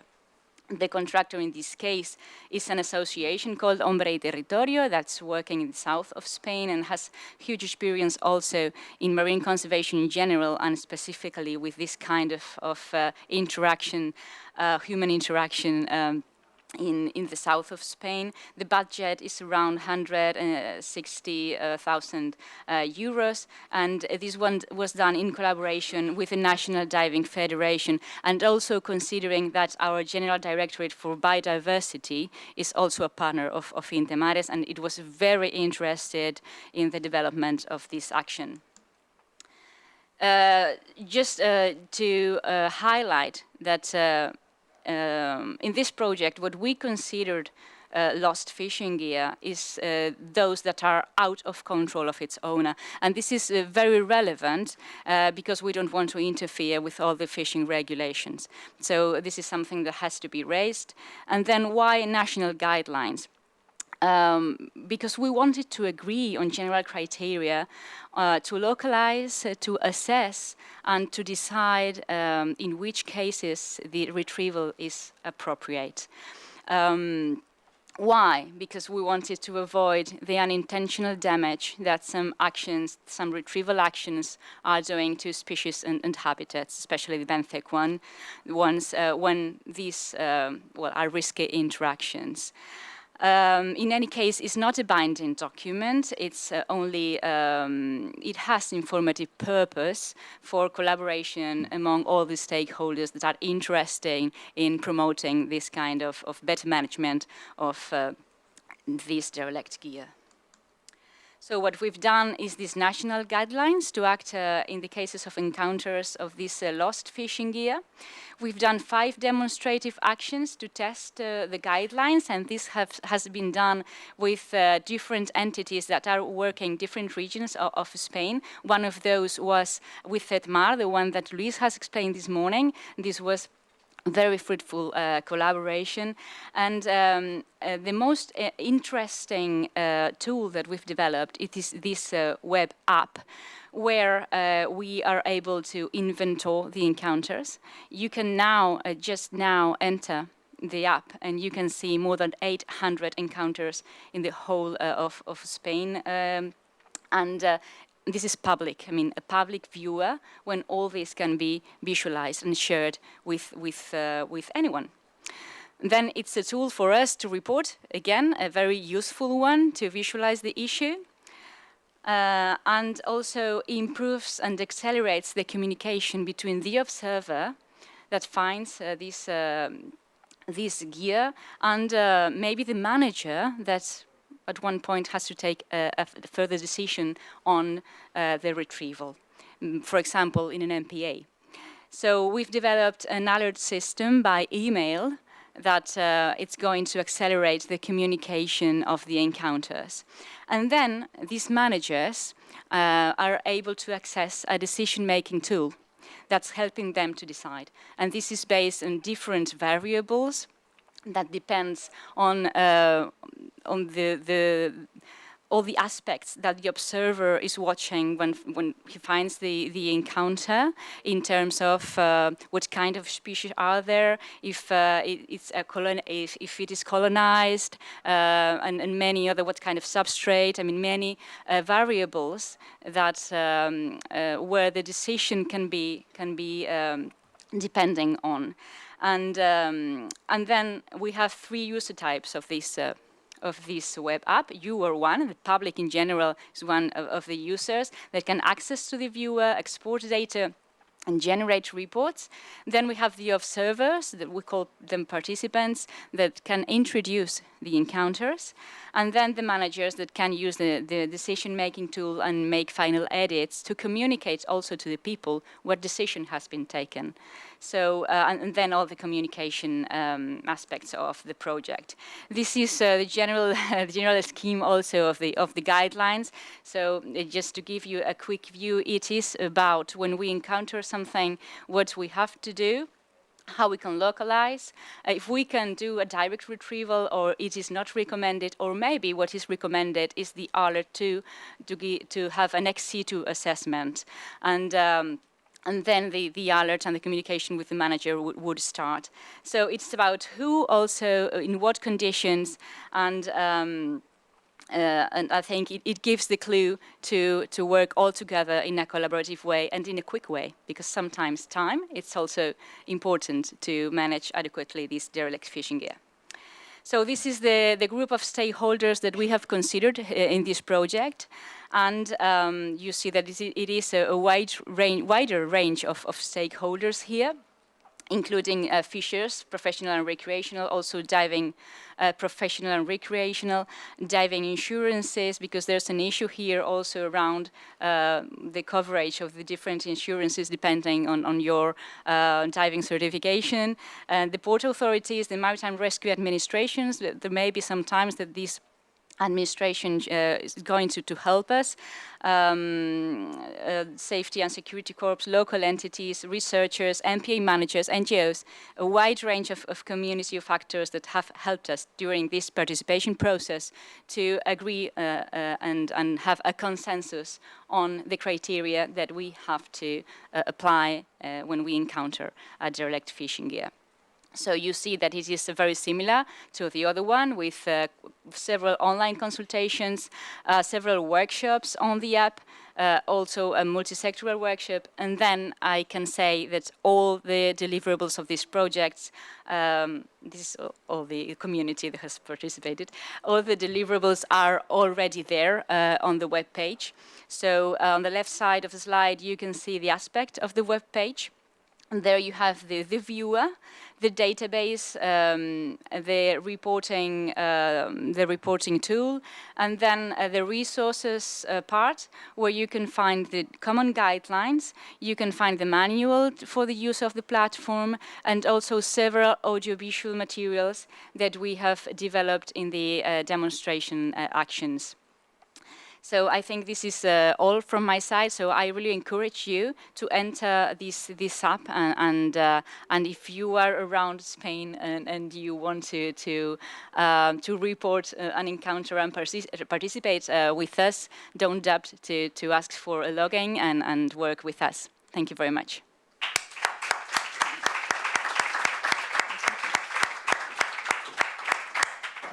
Okay, so thanks million. Muchas gracias, Marta, por esta brillantísima presentación y por este brillantísimo. Thank you very much, Marta, for this wonderful presentation and project. We have been very happy to contribute to it and to cooperate with it to a certain extent, and undoubtedly we're going to continue doing this very willingly. Okay, we have reached that last presentation of this session, of this Congress. This is going to be given remotely.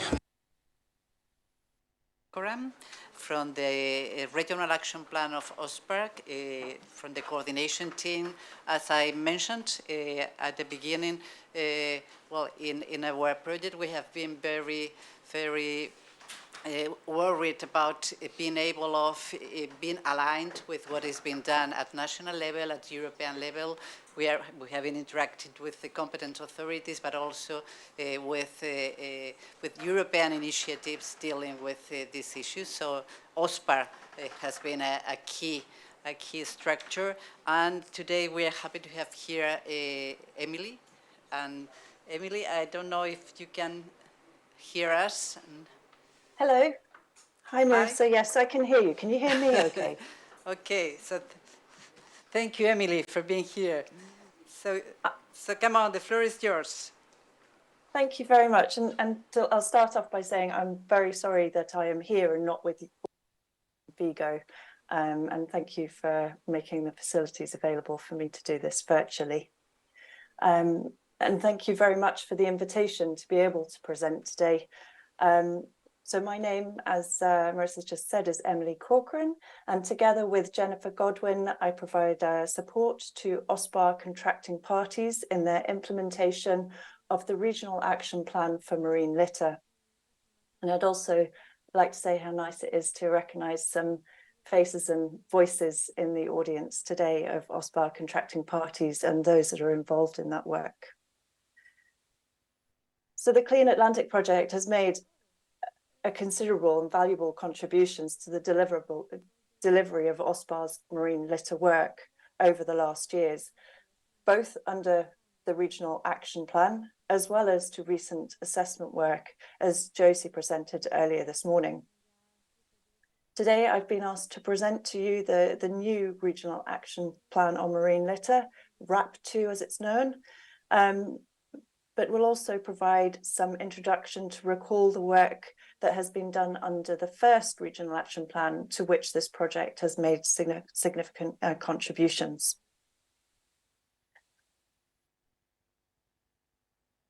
So first, just to recall what OSPAR is and who OSPAR is. OSPAR is a legally binding commitment of 15 governments and the European Union to work together to protect the marine environment of the Northeast Atlantic. The 15 governments are shown on the slide here, and as you will see, include the countries of this project as well, and expand the relevance of this work, I think, across the maritime area. This maritime area covers waters up to the Arctic and in the Greater North Sea, the Celtic Seas and Bay of Biscay in the Iberian Peninsula, and also the wider Atlantic, including waters both within and outside of national jurisdiction. The requirement for OSPAR contracting parties to take action to address marine litter pollution is provided for within the text of the convention itself and its annexes. And as you'll see highlighted, it requires contracting parties to take individually and jointly all possible steps to prevent and eliminate pollution from land-based and from offshore sources. In Cascais in 2021, OSPAR ministers reiterated their commitment to work together to deliver against the convention and prevent and eliminate pollution, including marine litter. And this has been set out as one of the key strategic objectives of the new Northeast Atlantic Environment Strategy and is supported by 8 operational objectives. The new Regional Action Plan for Marine Litter serves as the main mechanism in which to deliver against these objectives through a programme of coordinated and collective actions between the contracting parties and of course also observer organisations. And it will be implemented between 2022 and 2030, which is the same timeline as the Northeast Atlantic Environment Strategy. The work to deliver the new RAP is undertaken through what is known as ICGML, the Intersessional Correspondence Group on Marine Litter. This is a group of nationally nominated experts that come together under this umbrella and report to the Environmental Impacts of Human Activities Committee of the OSPAR Commission. Under each of the actions of the RAP, there is a lead, a contracting party lead in most cases, and sometimes multiple contracting parties who team up to address issues of common interest. Task teams for each of the actions work together, often virtually and remotely, to progress and deliver on these various actions. And then when the Intersessional Correspondence Group on Marine Litter meet, they provide the unifying voice to be able to consider and propose options for OSPAR to take action. So before taking a look at the new Regional Action Plan, let's just take a quick look back at what happened under the first plan, which ran from 2014 to 2021. You'll see some of the features of this Regional Action Plan on the slide, and also some of the outputs. Particularly important is that in OSPAR, actions are country-led, but they cover both sea-based and land-based sources, and also included actions relating to education, outreach and awareness. In the recent thematic assessment of marine litter, which has been prepared for the new decadal assessment of the state of the Northeast Atlantic, known as the Quality Status Report, or QSR 2023, it was shown that there have been some positive signs of decrease in the quantities of litter found on OSPAR's beaches, and also of floating litter in the North Sea. And when you look at this in comparison against the upward trend of plastic production and consumption in Europe over a similar period, this suggests that progress has been made on preventing plastics from entering the marine environment, which is good news. As I mentioned at the beginning, the CleanAtlantic project has made a number of important contributions to the regional action plan. And under the first wrap, you'll see here a long list of actions to which the work that you have been delivering has contributed to. And this includes work on hotspots of floating litter, single-use plastics, developing evidence on harm, as we heard earlier, relating to the cigarette butts and cotton buds, and also the fishing for litter, and a long list of other contributions. So agreeing that the structure of a regional action plan had value, OSPAR in June 2022 agreed to continue its joint work and prevent and significantly reduce marine litter in the Northeast Atlantic by adopting a new regional action plan. As with the first wrap, the implementation of actions is through a lead country approach, such that one contracting party or more than one will take responsibility for progression and delivery of each action, and then is also supported by other contracting parties and observer organisations. It was agreed to focus on collective actions in this new wrap, and it was also importantly agreed that the plan should be flexible in order to be able to adapt and respond to emerging issues. So it is possible to add new actions to this wrap as time goes on. This slide shows a snapshot of the initial actions that have been adopted under the new wrap.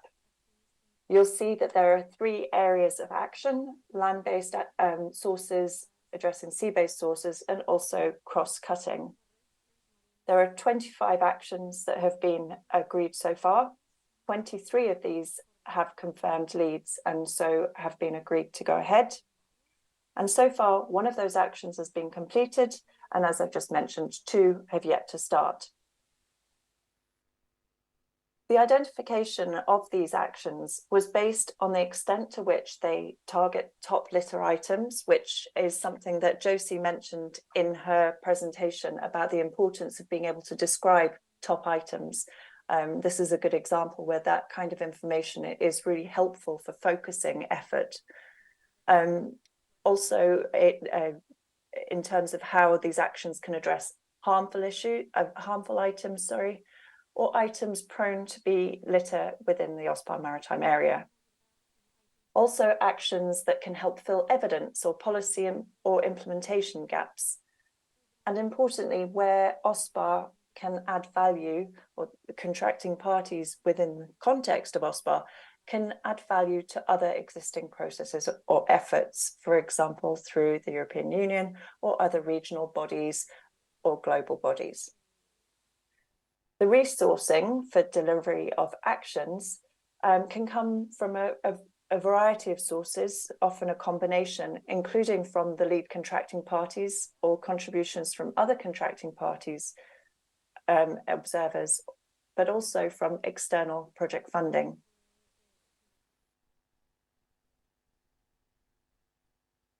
I've reconsidered this slide as I've been listening through the day. At the moment, there are a couple of very clear areas where the contributions from the CleanAtlantic project will directly contribute to delivery of this new regional action plan.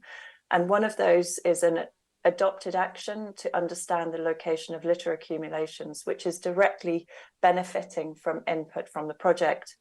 In addition, of course, there's the great work that's been done on addressing the harm or the evidence base that's been collected in this project regarding harm from cigarette butts. And so there is a discussion underway about bringing this potentially into the regional action plan, remembering that it is a flexible plan.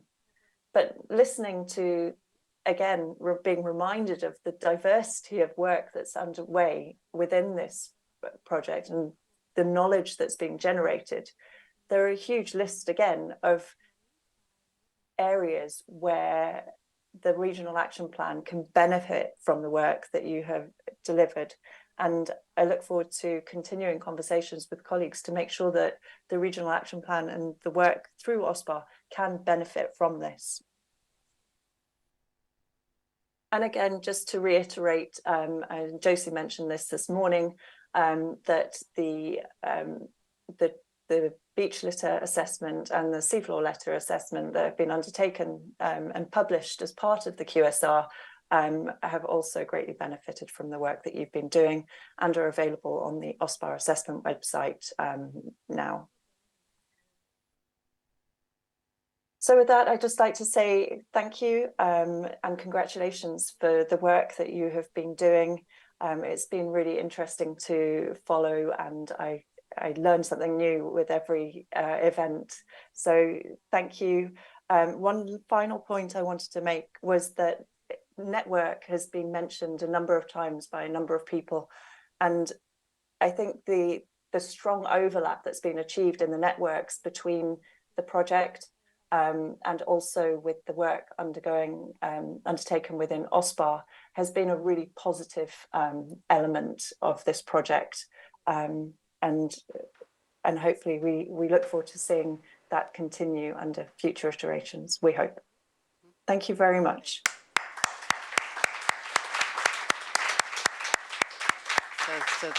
So thank you so much, Emily, for this very comprehensive review of the Regional Action Plan 1 and 2, and we look forward to keep the collaboration and interaction with OSPAR. Thank you so much. Bye. Thank you. Okay, so I think that now it's time for the closure, so I will leave this seat.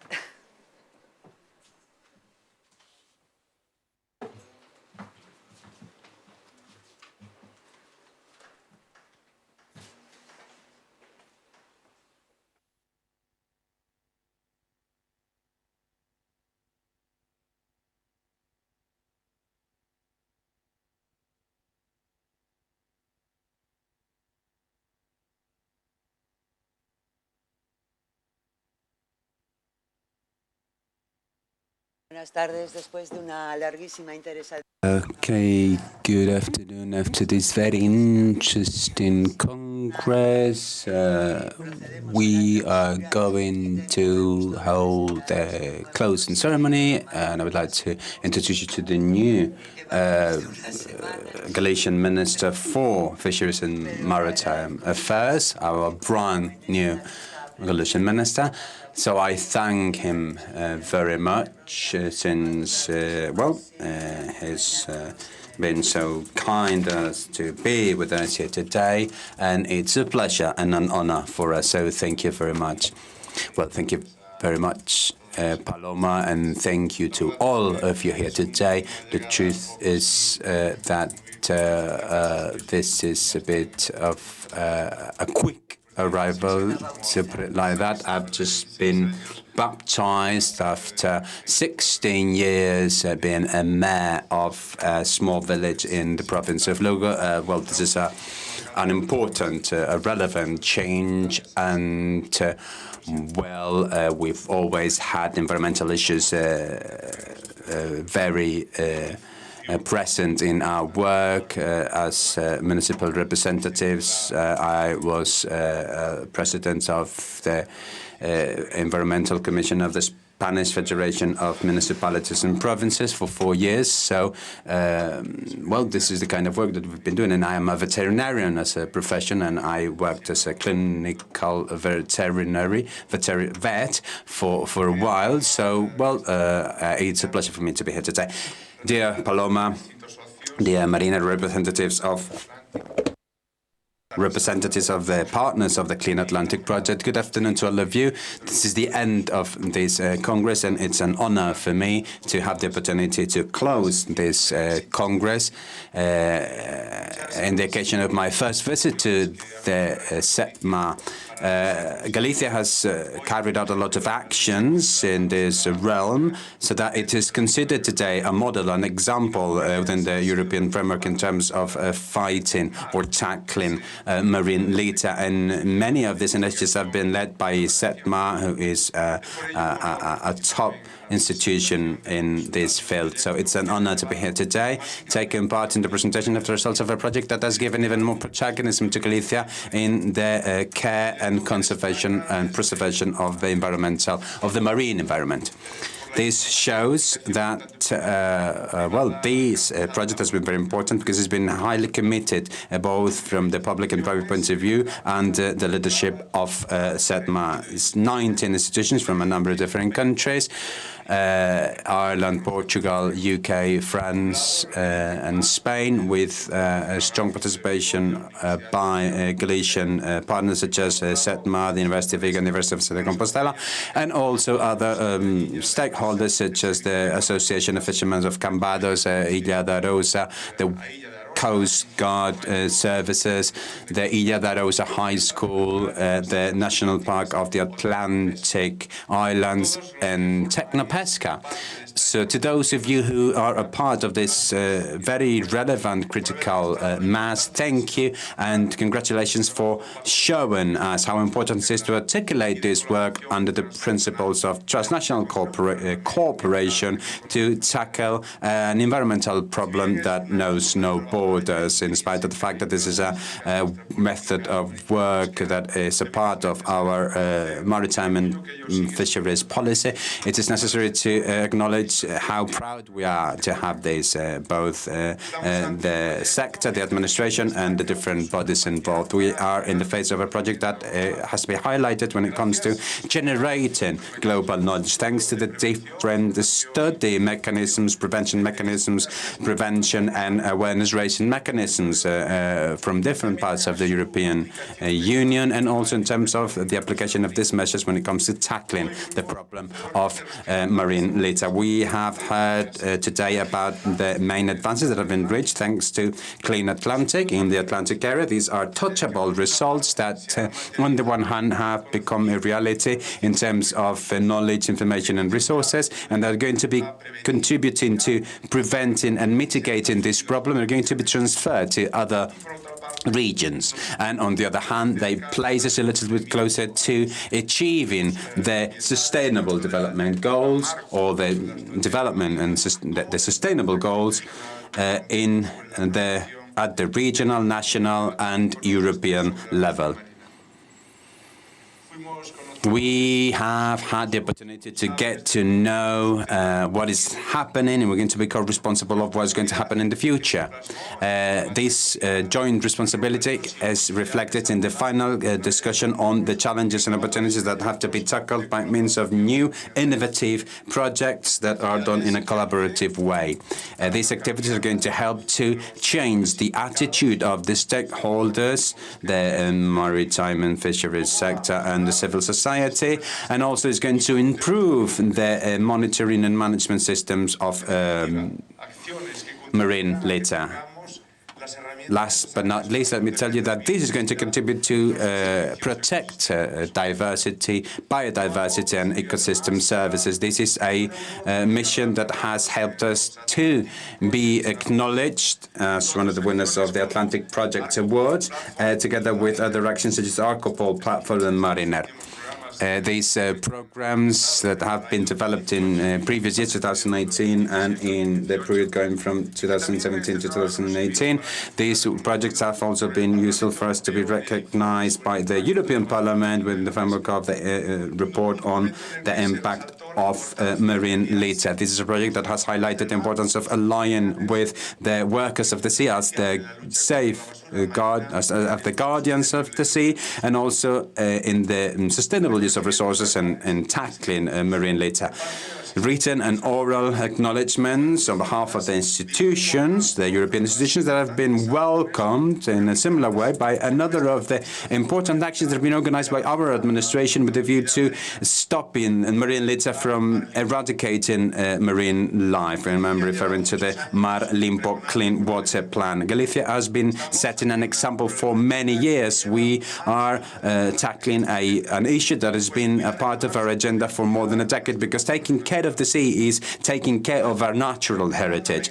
We've been working on this for more than a decade, and we've been navigating waters that gradually, thanks to projects such as these and other projects such as Nada por la Borda or Pesca Africa have recovered the things that we should have never lost for anthropogenic regions.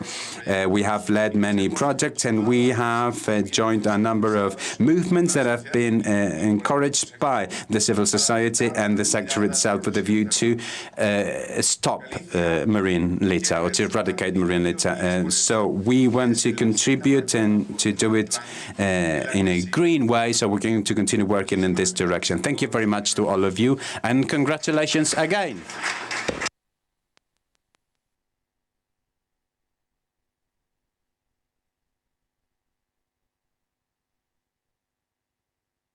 Okay, so we declare closed this Congress. We have a nice, wonderful day, so I hope that you will enjoy Vigo and the weather what we have today. It's been a long day of work, so let's enjoy the rest of the day. Because when we hold this type of events in settings such as Vigo, well, everything is much easier to digest, including the wonderful Galician food. So thank you very much, and enjoy Galicia and the Galician food. Bye.